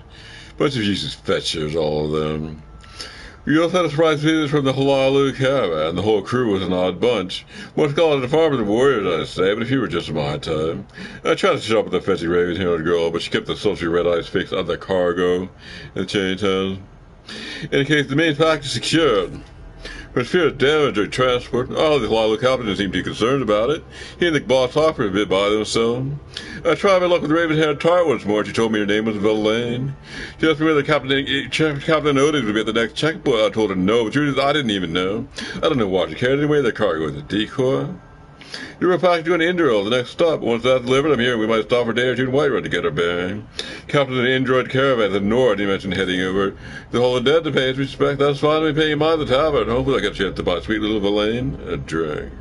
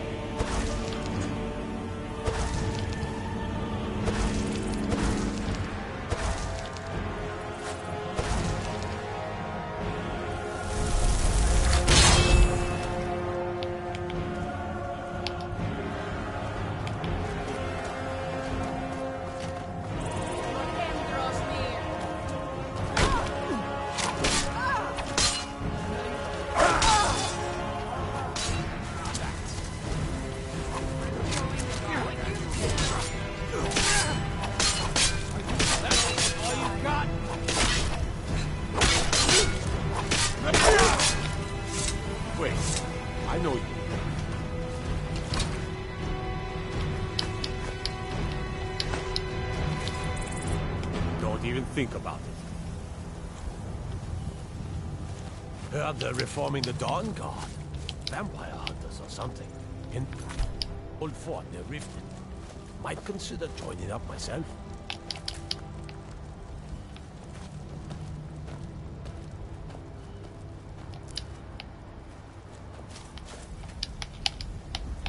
Still here.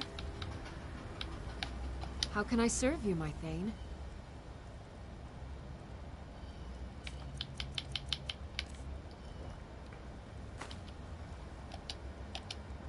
You lead, I'll follow.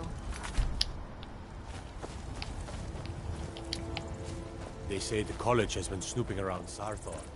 Mages in a burial crypt? No good with that. I'd be a lot warmer and a lot happier with a belly full of need.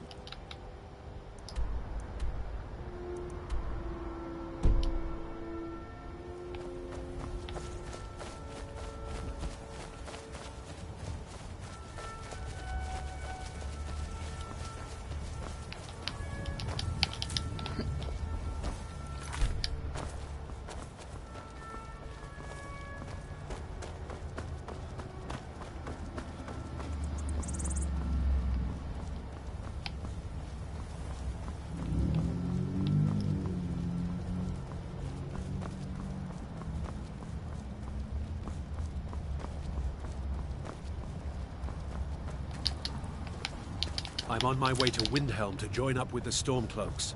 Ulfric has the right of it.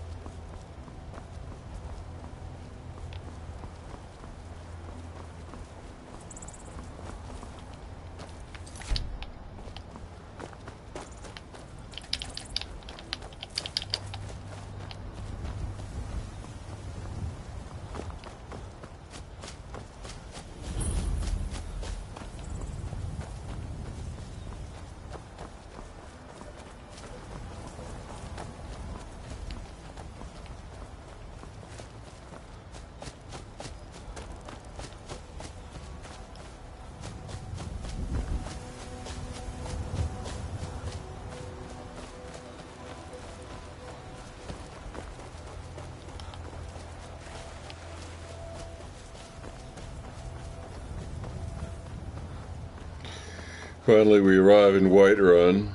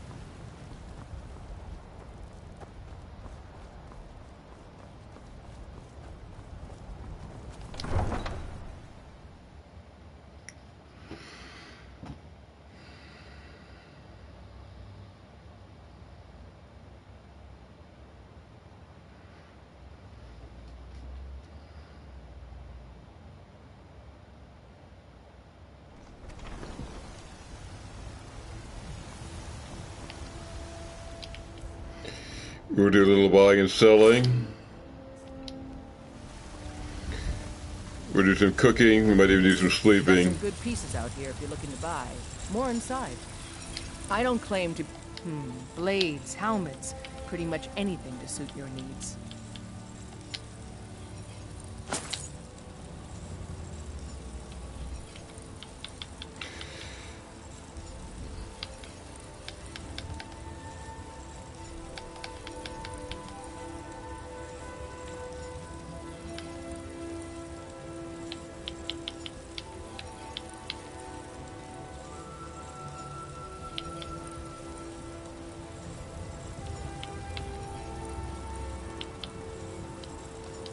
Don't forget to check in inside the shop if you need anything. I'm right behind you. How can I serve you, my Thane?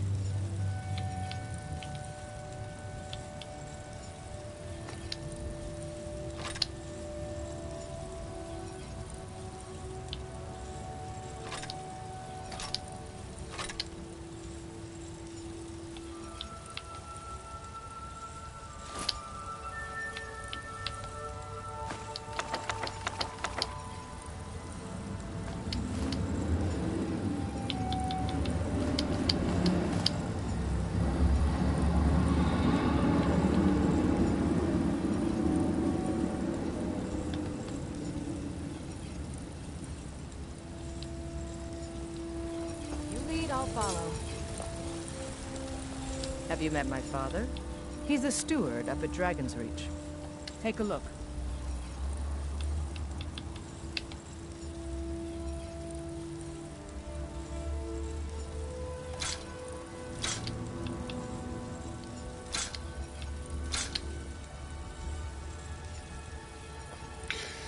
I think Lydia wants a good one-handed weapon.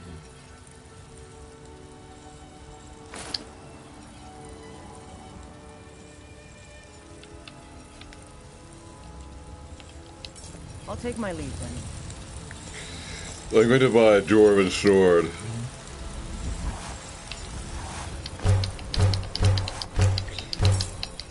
Turning all my wolf pelts into leather.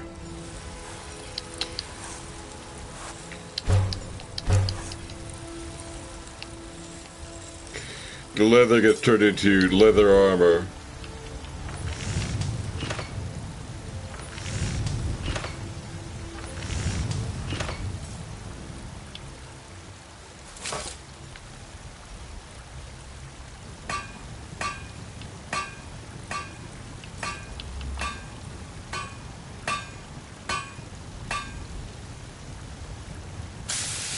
Some new items here because I got the anniversary edition of Skyrim installed with a lot of modifications.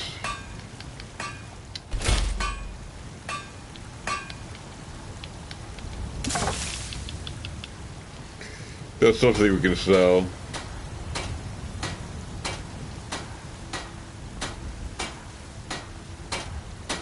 Got some good pieces out here if you're looking to buy.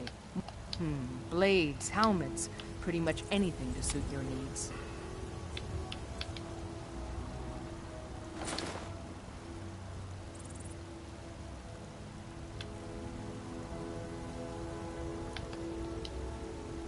The finest weapons and armor.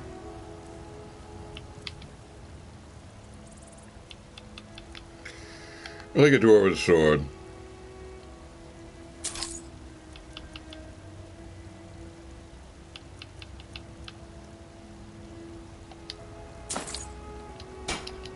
Don't forget to check inside the shop if you need anything. I'm right behind you. I am at your command.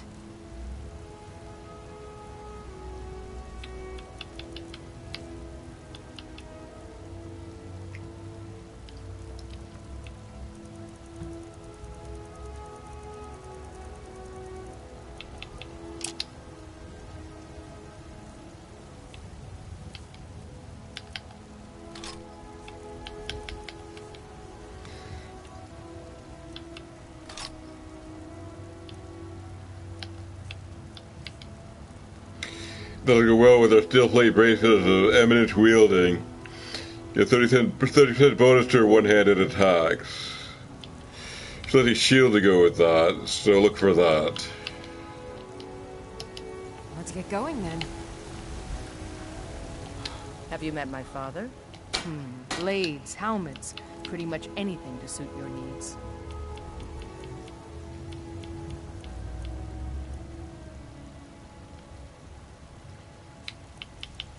Her father's side might have a good one.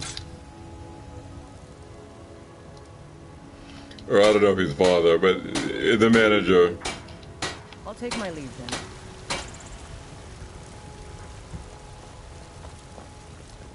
I help my father in more ways than people realize.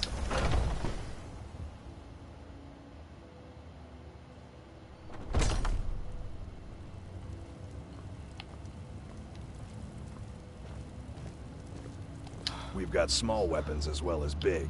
Maces, dagger. Take a look.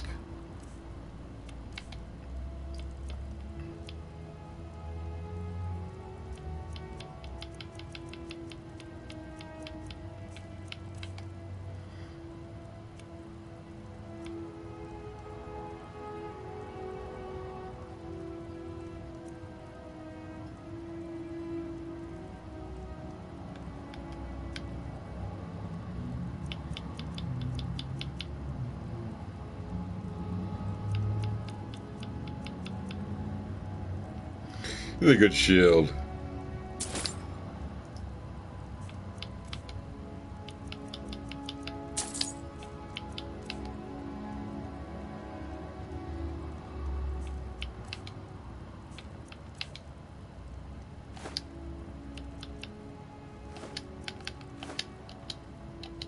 Good doing business with you. I'm right behind you. I am at your command. So she'll keep this dwarven sword. The orcish bow, some arrows.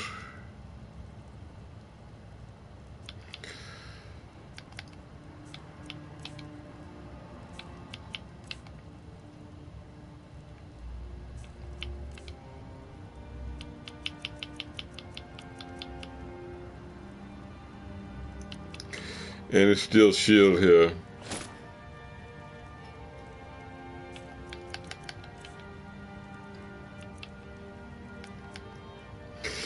So she gets a bonus for one-handed attacks, worth 30%, 20% health regeneration bonus, 25% more damage blocked with the shield, and 2 open slots. Plus you can take a ring. That remains to be filled in.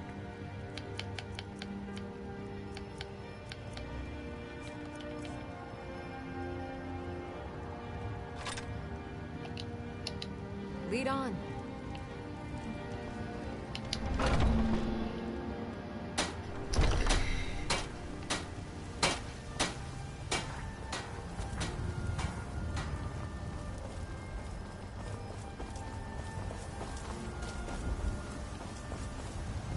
You know what's wrong with Skyrim these days? Everyone is obsessed. Got something for just about everybody in here.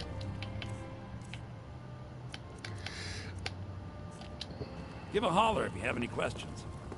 Everything's for sale, Oh, a bit of this and a bit of that.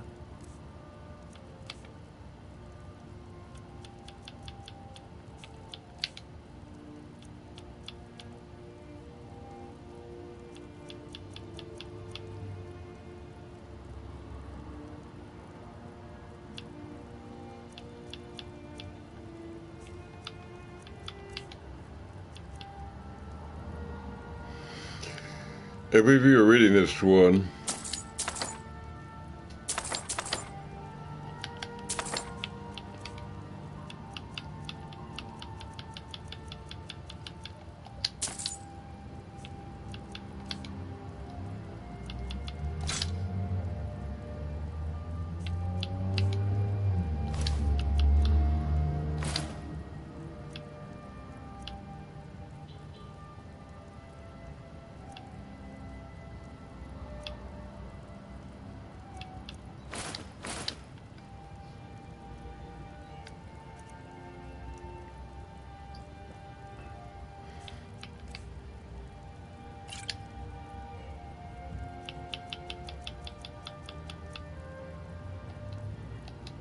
Do come back.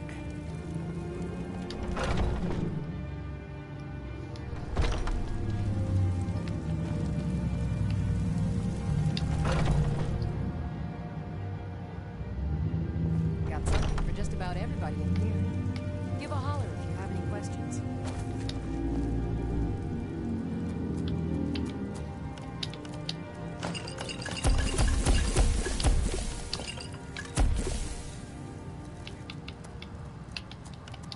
You'll find tonics, salves, poultices, and potions on their shelves.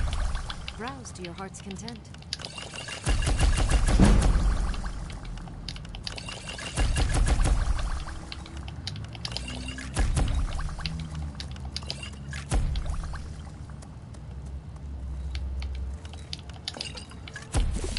I offer remedies for ailments, common and rare. Do let me know if I can be of service.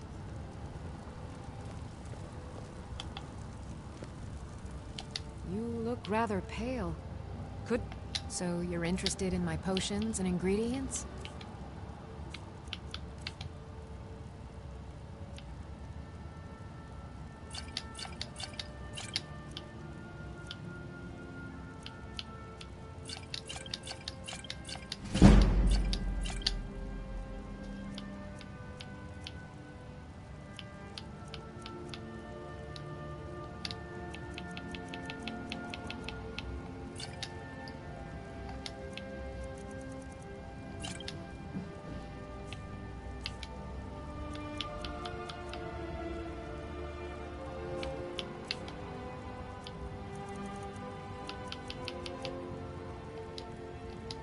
Come back anytime if you need a remedy.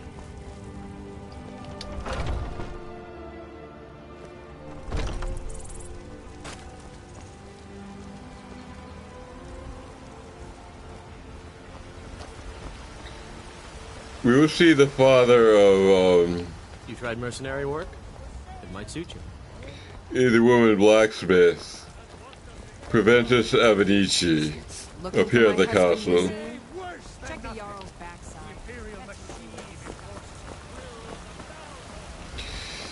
And we will attempt to finish decorating our house by spending our money with him. Wait, I know you.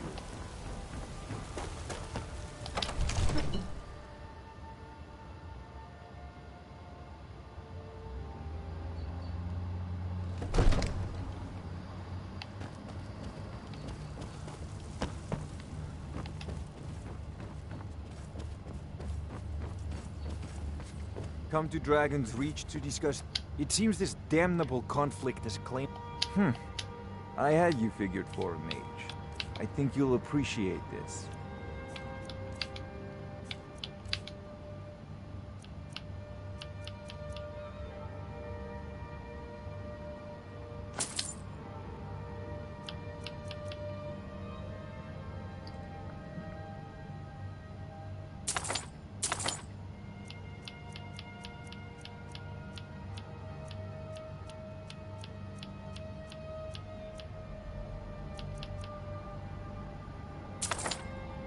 The new spells here.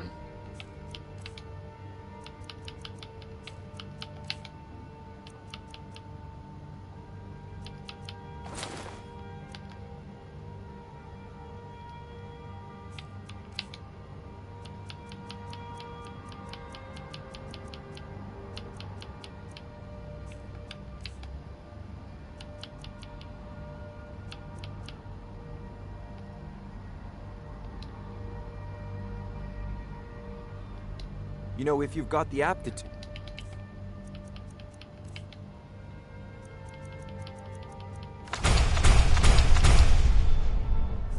You should join the mage...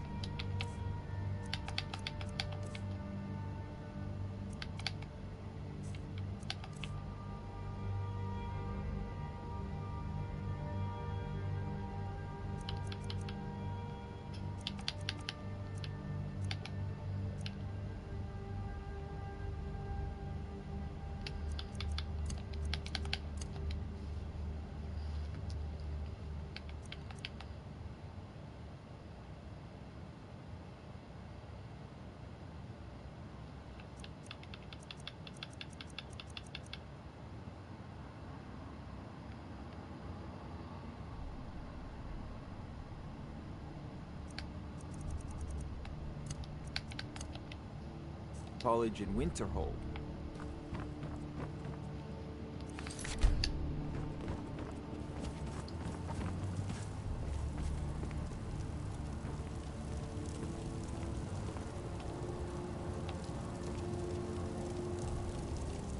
It seems our enemies have no end of spies, saboteurs, and assassins to send against us.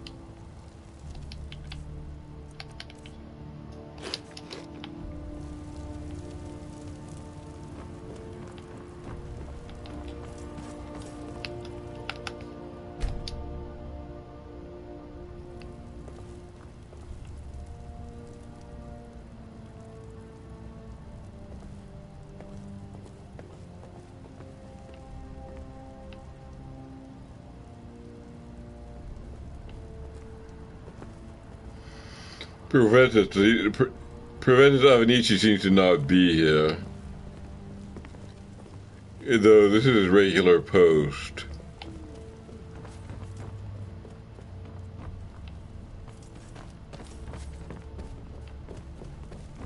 Absurd that you can't cook good sweet rolls in the skeever hole of a city. Wait, I know you.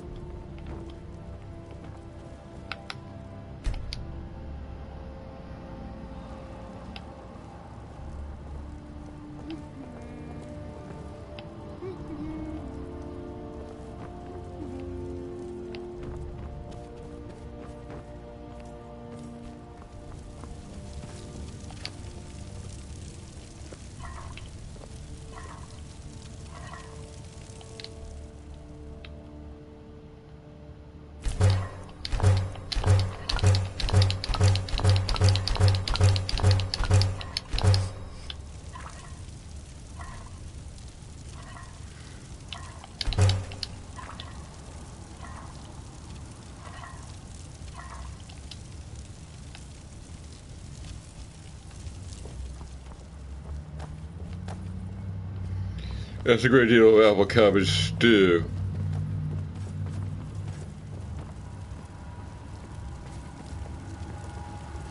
What is it that you need? With good planning and constant vigilance. Even now, my court wizard, Farengar, continues his research into ways we might drive back these terrors. We must also have ample reserves of water to combat the fires that will surely spread after an attack. But our greatest weapon? Courage. For if we cannot kill the beast, we must at least have the tenacity to drive it back. Until brave heroes step forward to destroy these monsters, that is the best we can do. Now, if you don't mind, I've got a city to keep.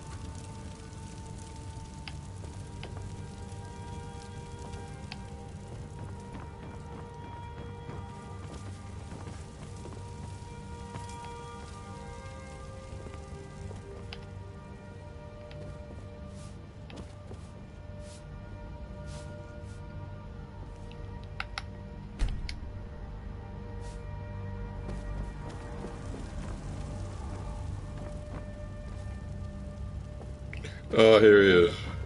All this standing around is I rubbish. serve Jarl Should be Balgruuf taken to as find steward. the Stormcloaks. I'll be glad to help you. There are many ways to improve your home, provided you have the coin. And of course, don't forget to consult your home decorating guide for descriptions of the decorations you can buy. Now, what would you like to purchase?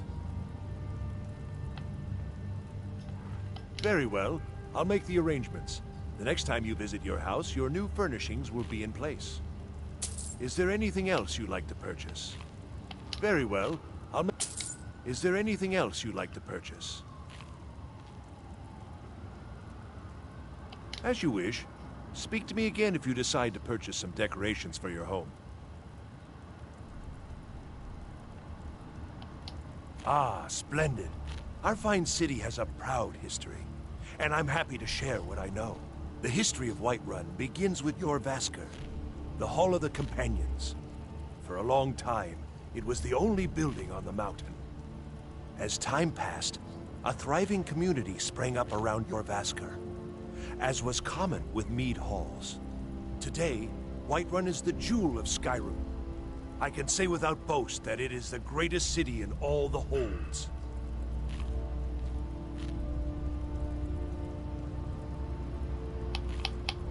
Of course, it's all in this note.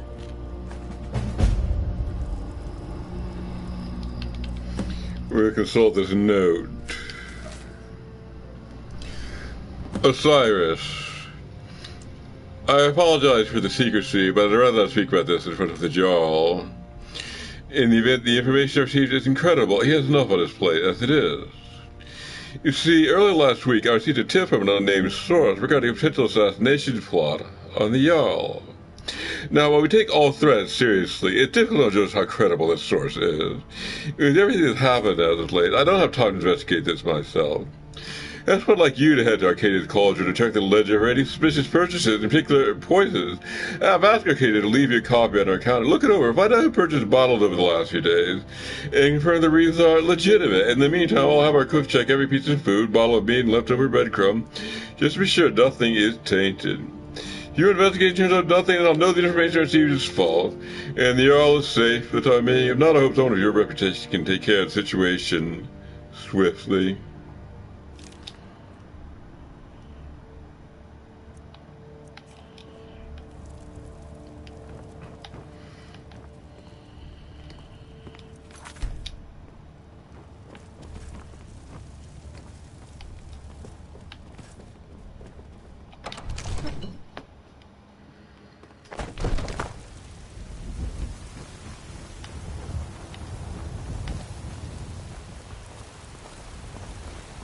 Wait, I know you.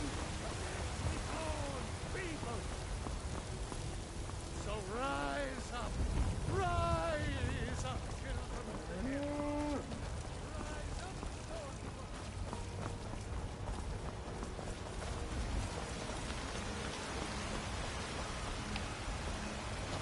Old friend, paid.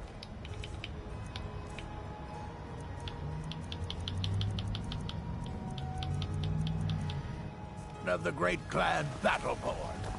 A name I'm sure you know well. Well, we'll consider a new house.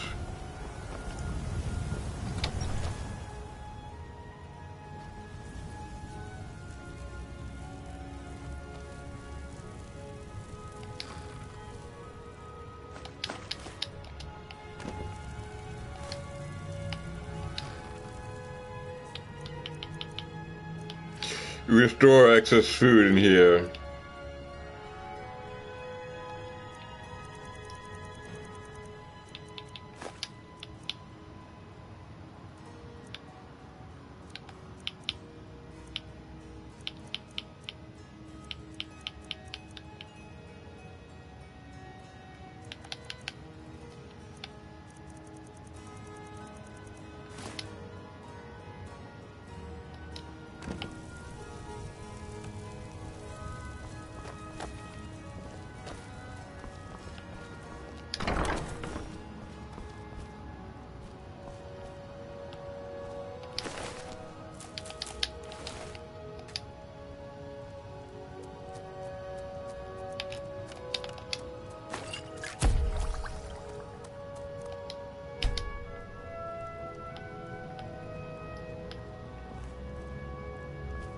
Still here.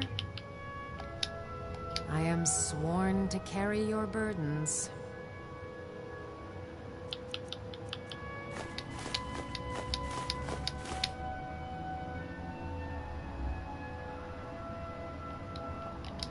Let's get going then.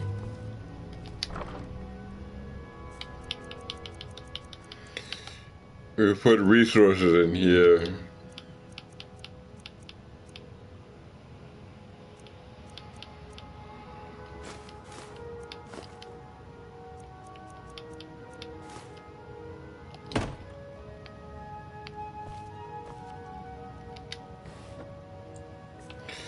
Put some junk in here.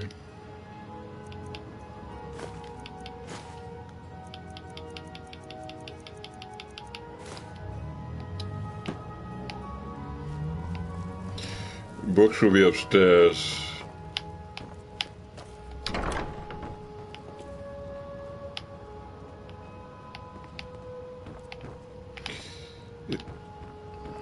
The bed is somehow owned.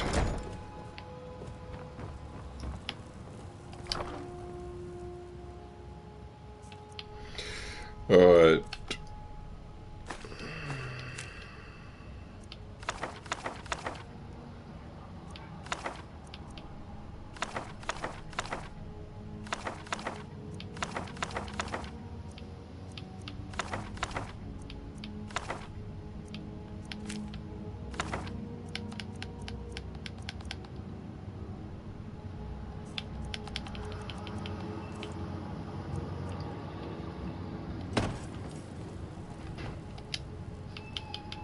I am at your command.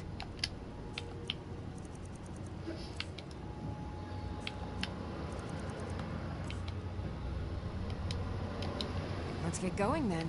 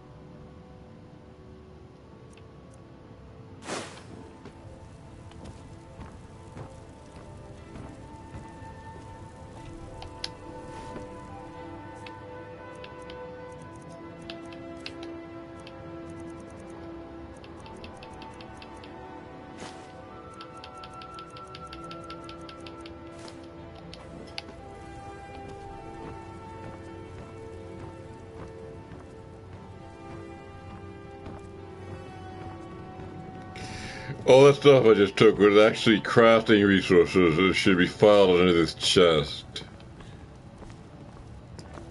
According to my system.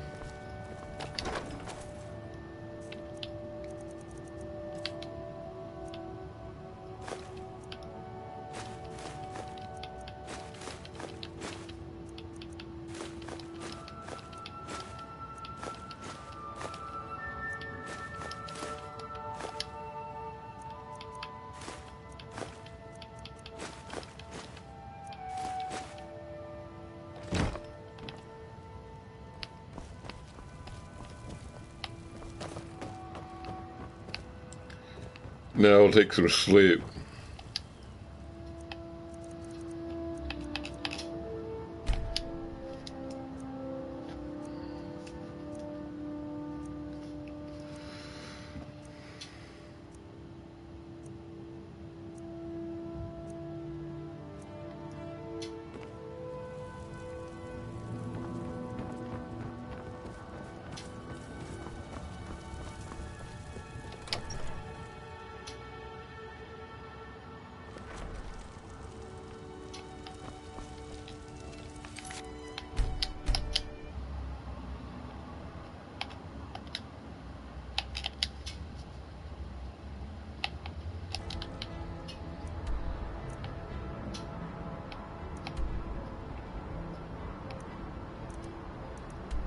Yeah, now we'll go up to the find a little keep here and try to find the stolen books.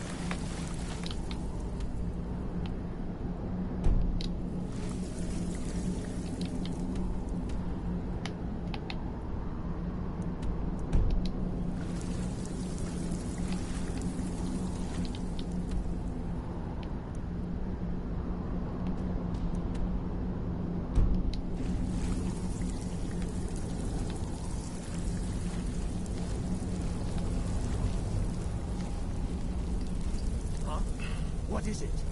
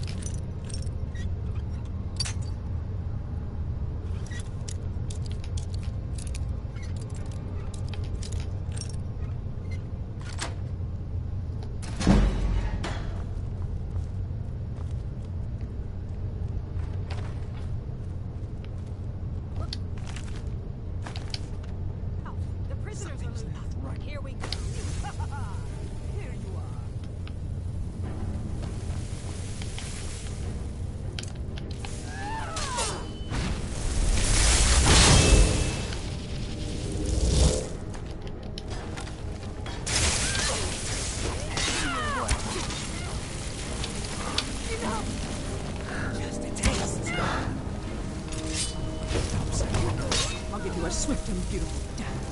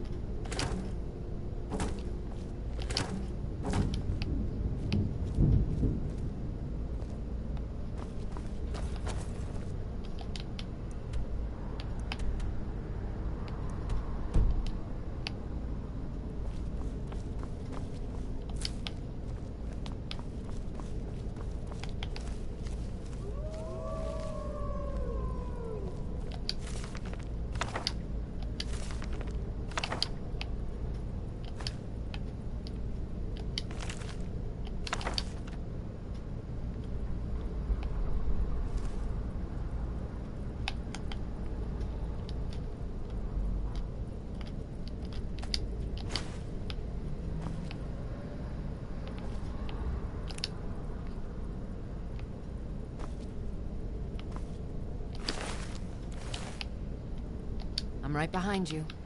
I am sworn to carry your burdens.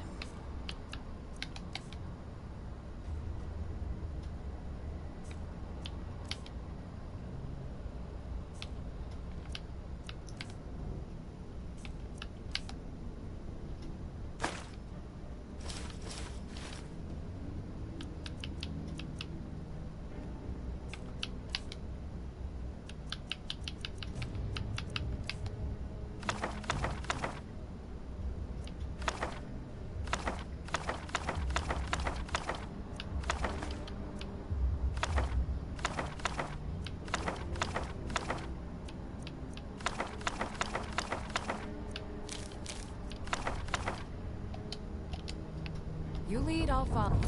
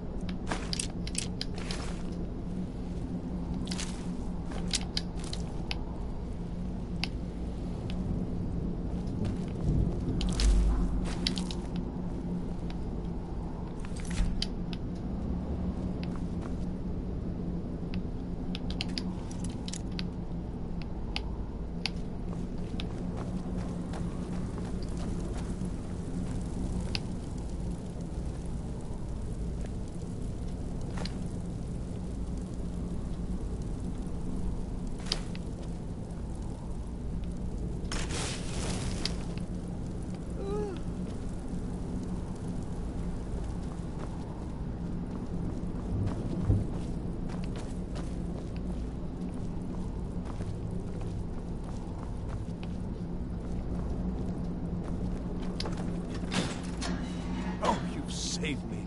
Thank you so much. Who knows what they'd have done to me if you hadn't come along? I promise I'll help you get out of here. The books? Oh, I see. I thought perhaps...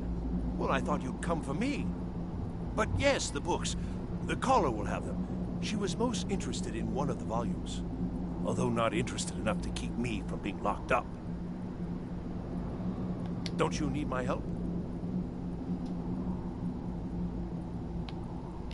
Well, if you're sure, I'll just be on my way then. Please, do be careful. And thank you.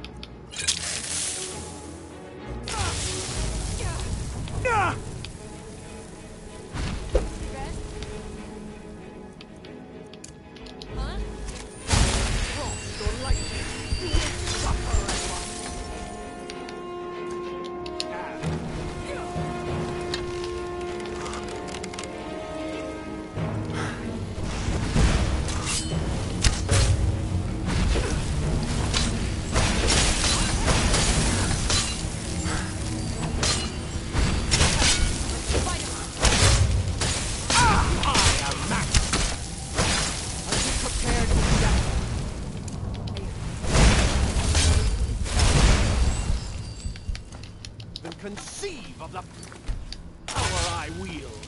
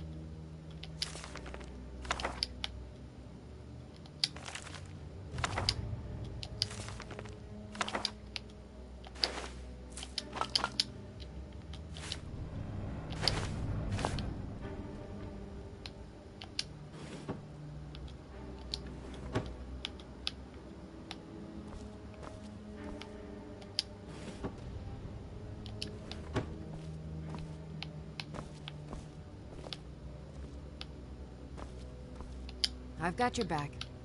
I am at your command.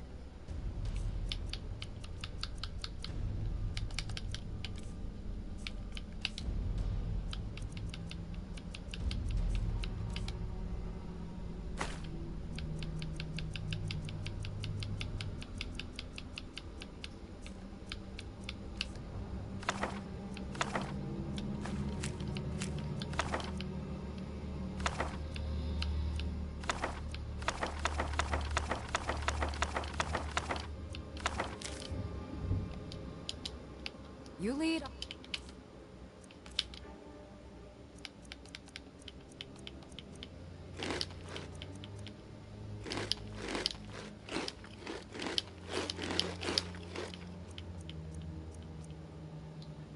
Follow.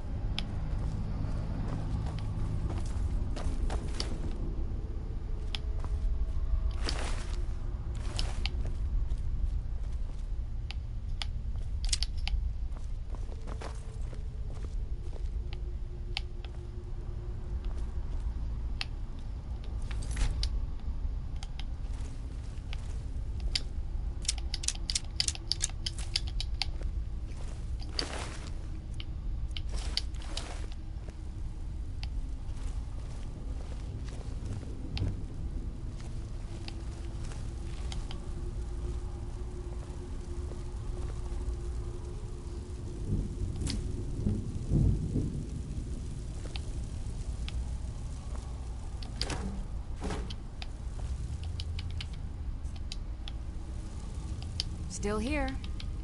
I am sworn to carry your burdens.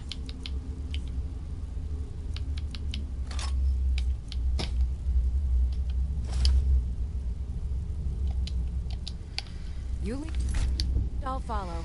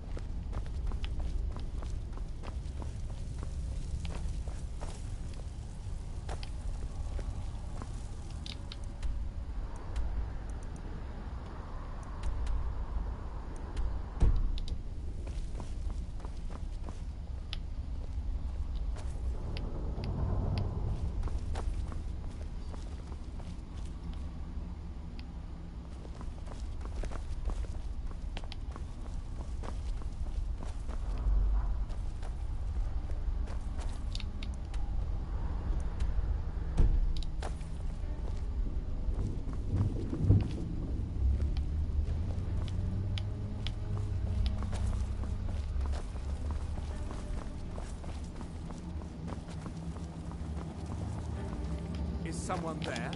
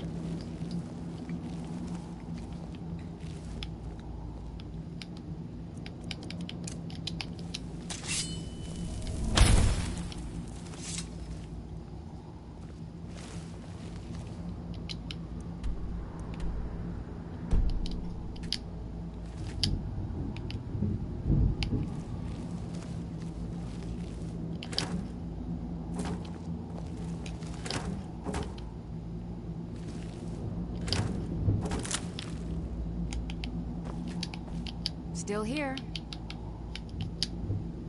I am sworn to carry your burdens.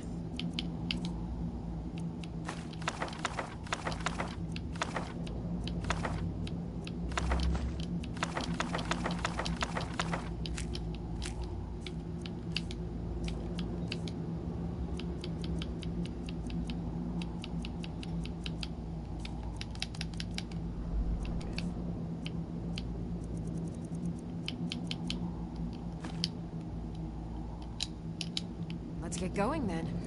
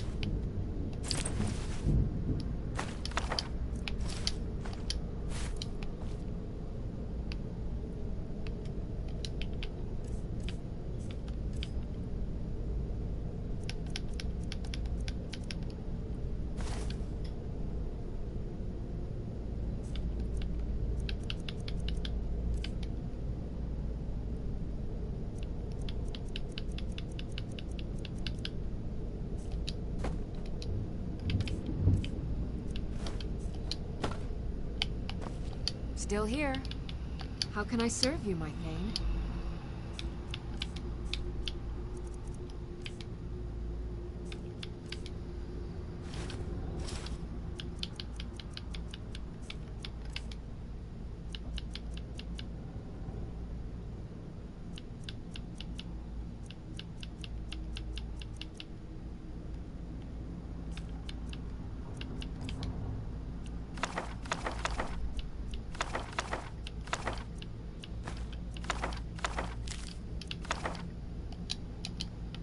You lead, I'll follow.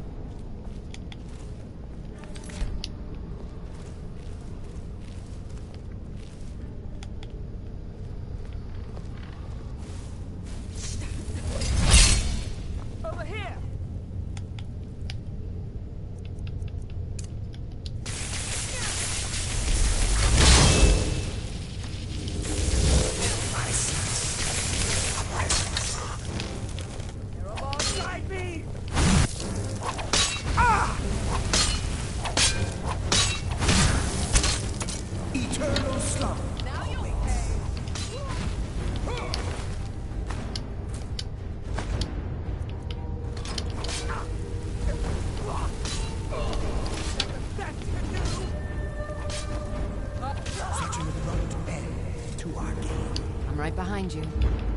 How can I serve you, my Thane?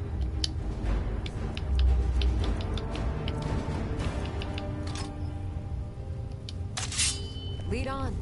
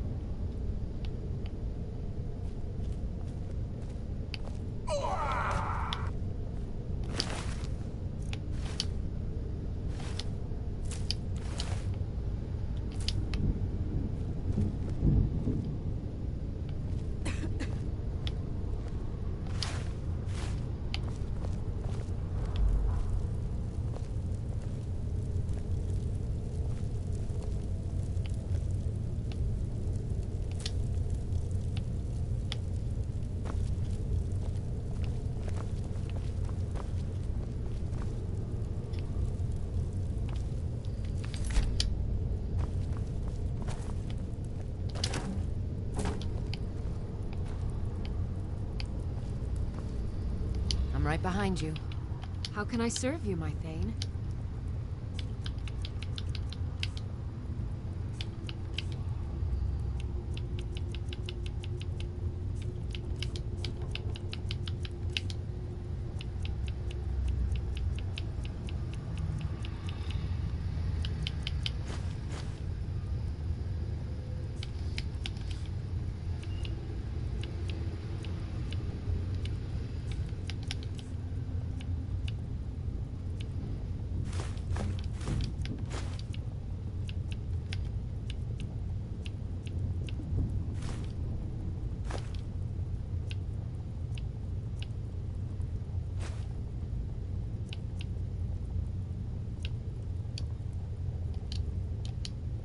You lead, I'll follow.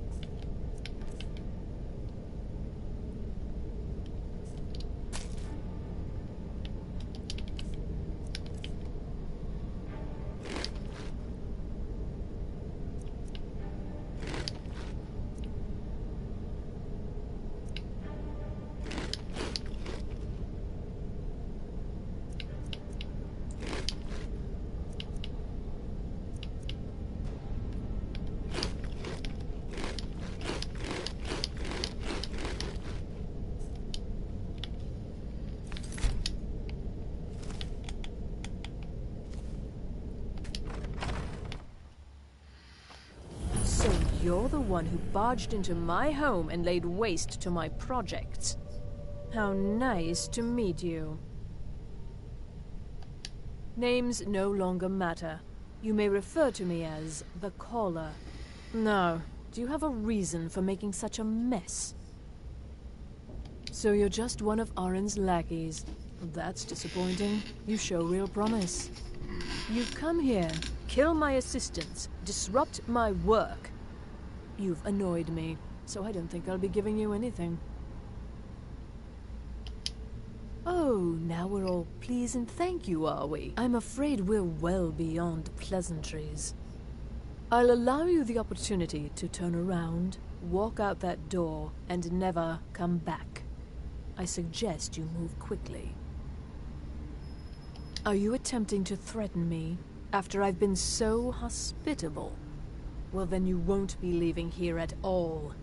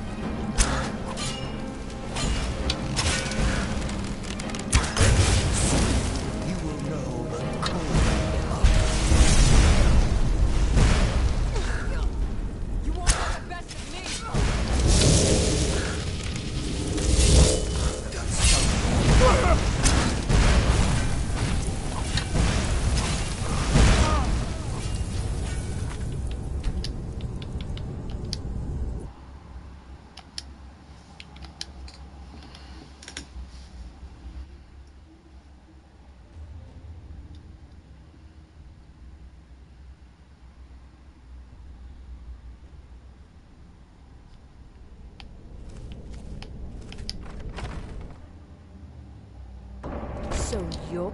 How nice to meet you. So you're just... Ow! There you... Huh?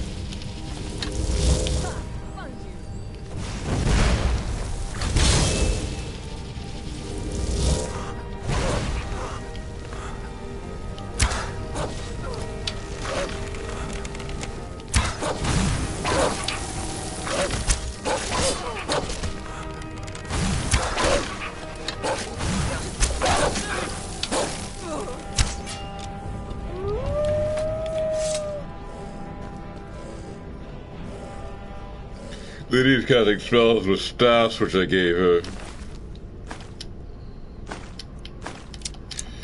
They're magical items with a finite number of charges which can be converted into spells.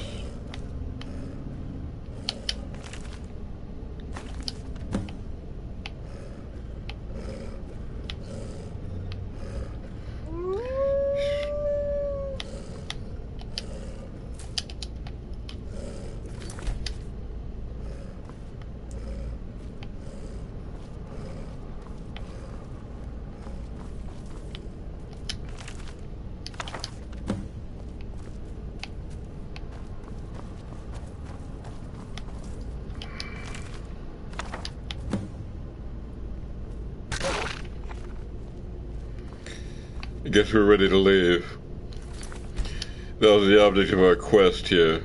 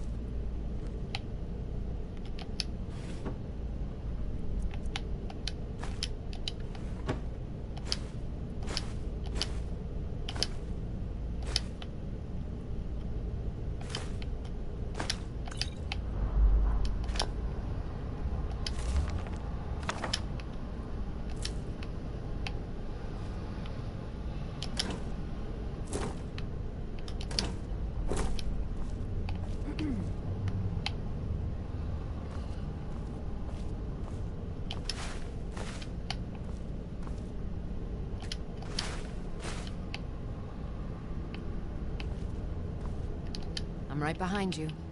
How can I serve you, my Thane?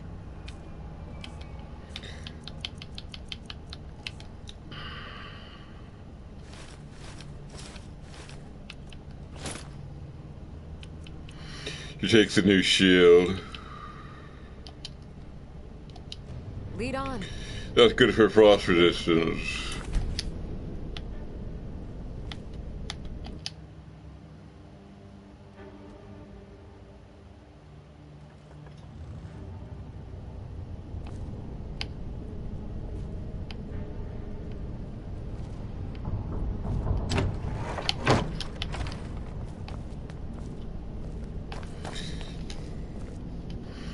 We're right at the end of our time.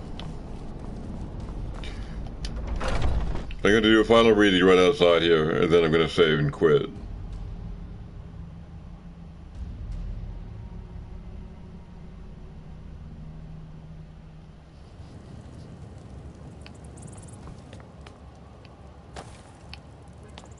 Still here. How can I serve you, my Thane?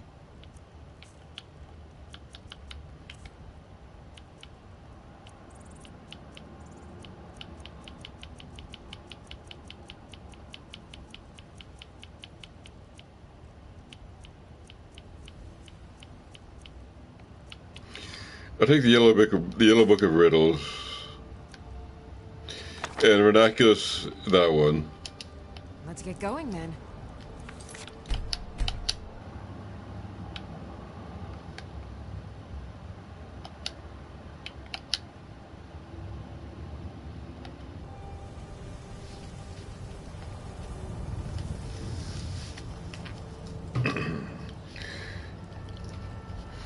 We'll start with the yellow book of riddles.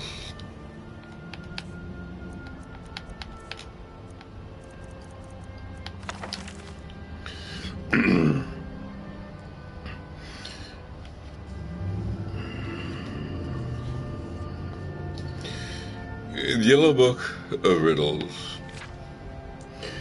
For earnest pleasure and the strengthening of the mind, the author here collects all that he learned of the art of riddling, but did a diligent study through years of discourse with others of similar inclination.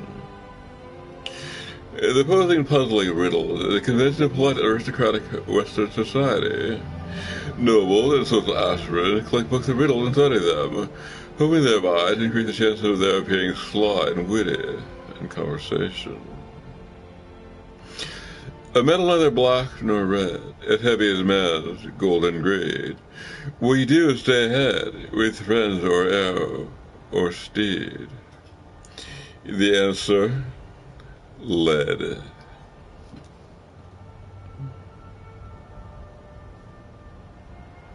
A man says, if you lie to me, I'll slay you with my sword. If you tell me the truth, I'll slay you with a spell.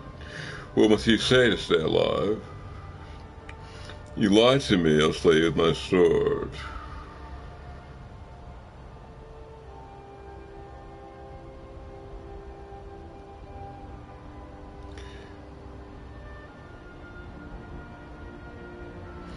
The answer is, you will slay me with a sword.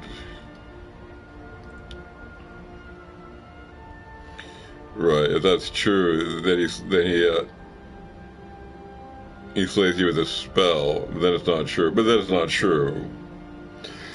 Bosmer was slain. The Almighty claims that Dunmer is guilty. The Dunmer says the Khaja did it. The orc swears he didn't kill the Bosmer. The Khaja says that Dunmer is lying.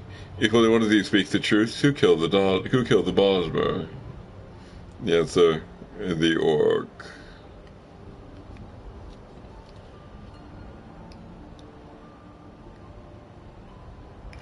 If only one of these speaks the truth, who killed the Bosmer?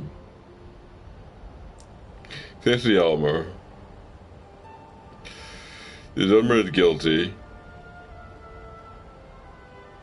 So that's true, the Dunmer is guilty. And the Khaja didn't do it because he's lying.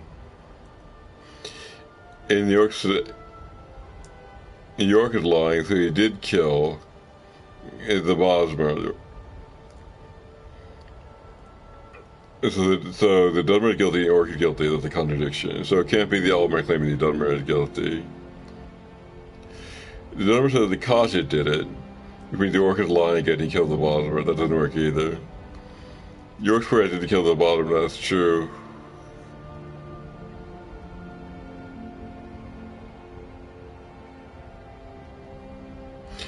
And the Khaja is telling the truth. The Khaja is lying, so the dummy is telling the truth. The Dunmer is telling the truth, but Khaja lies if the Orc is he saying the truth when he says he didn't kill the Bosmer. The Dunmer says the Khaja did it. That is not true. Now, two people saying a truth thing, the Dunmer and the Orc. That can't be it. Khaja says the Dunmer is lying.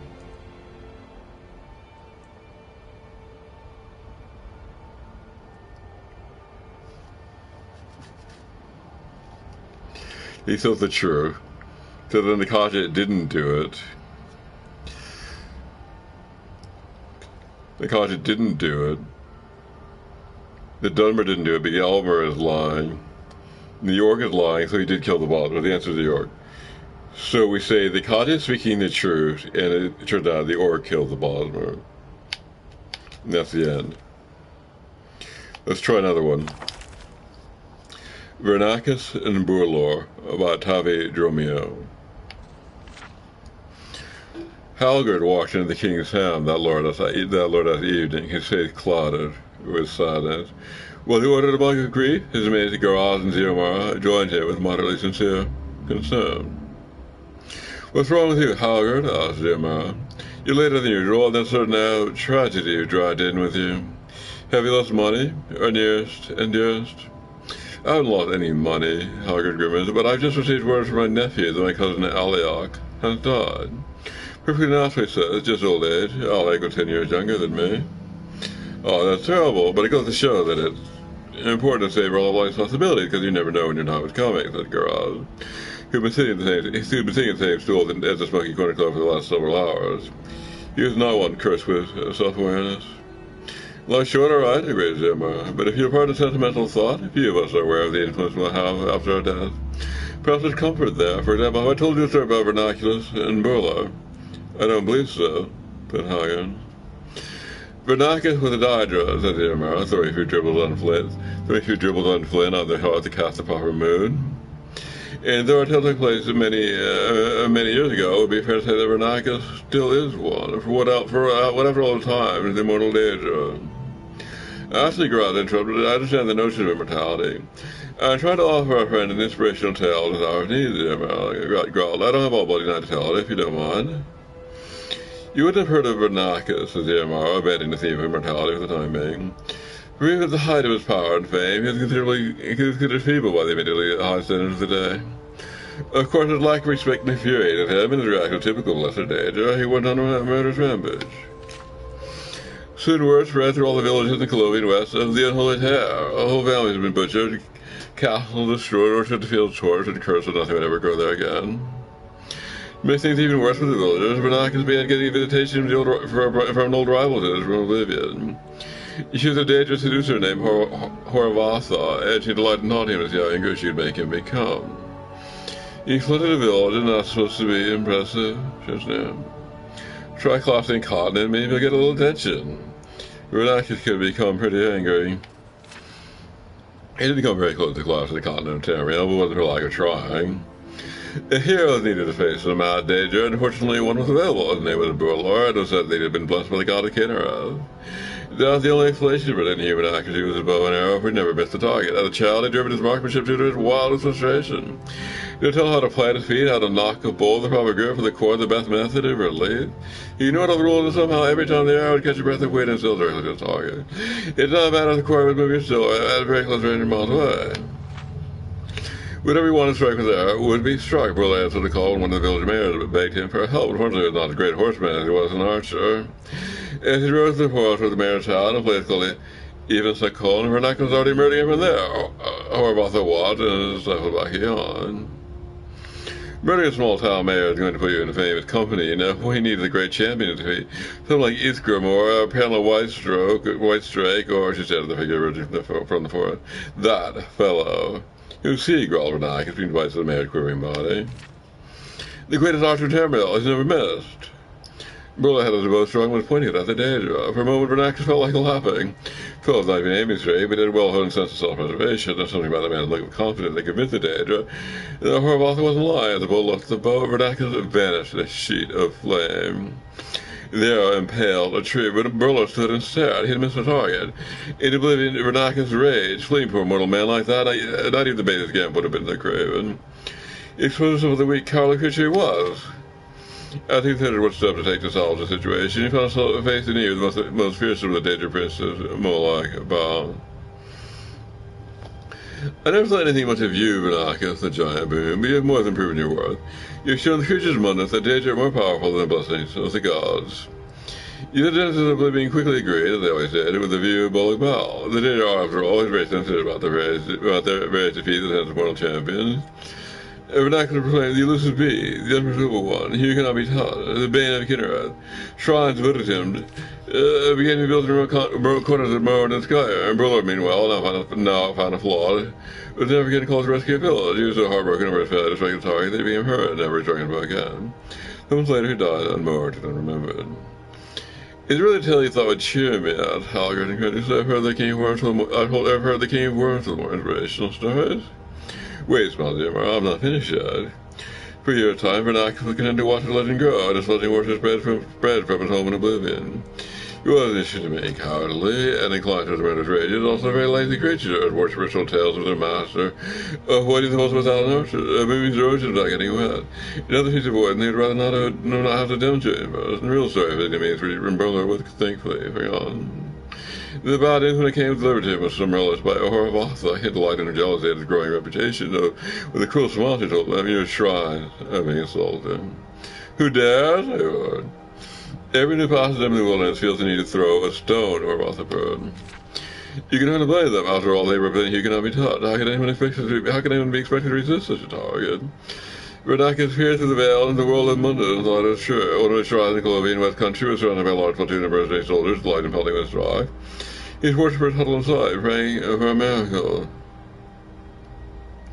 In an instant, he appeared before the mercenaries, his rage was terrifying to behold. They fled to the woods before he even had a chance to murder one of them. The worshipper threw open the wooden door to the shrine and dropped to their knees in joint fear. Everything had melted, then a stone struck him. Then another. He turned, faced the cell, but the air was suddenly filled with rock. Vernacus could not see them. He could be heard mercenary. The woods loud. It's not even trying to move out of the way. It's possible not to hit him, guffawed another. With a roar of humiliation, the danger bounded to the shrine, chased by the onslaught. One of the soldiers knocked the door closed behind him, striking him in the back. His face broke. Anger and embarrassment disappearing, replaced by pain. He turned, shaking to his worshippers huddled in the shadow of the shrine, their face shattered. Where did you get the wood to build this shrine? Renacus groaned. Most of the cold retreat in the village of Eve, it's like on his high priest shrine. Renacus nodded. He dropped forward, revealing deep wound in his back. Rusted hair buried in a whirl of the wood with the door jolted loose and assaulted and impaled him. Then his dangers vanished in a whirlwind of dust.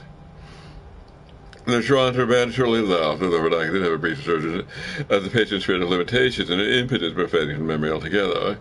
Those in the brother himself never became very well on either, but there are still some who tell the tale, like myself, and we have the advantage of knowing the great archer himself, who didn't know on his deathbed, and his final arrow found a target. After all.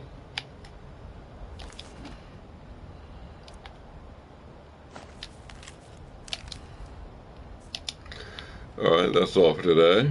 I'm David from Larkin. I'll be back tomorrow from 9 a.m. to 2 p.m. Good day.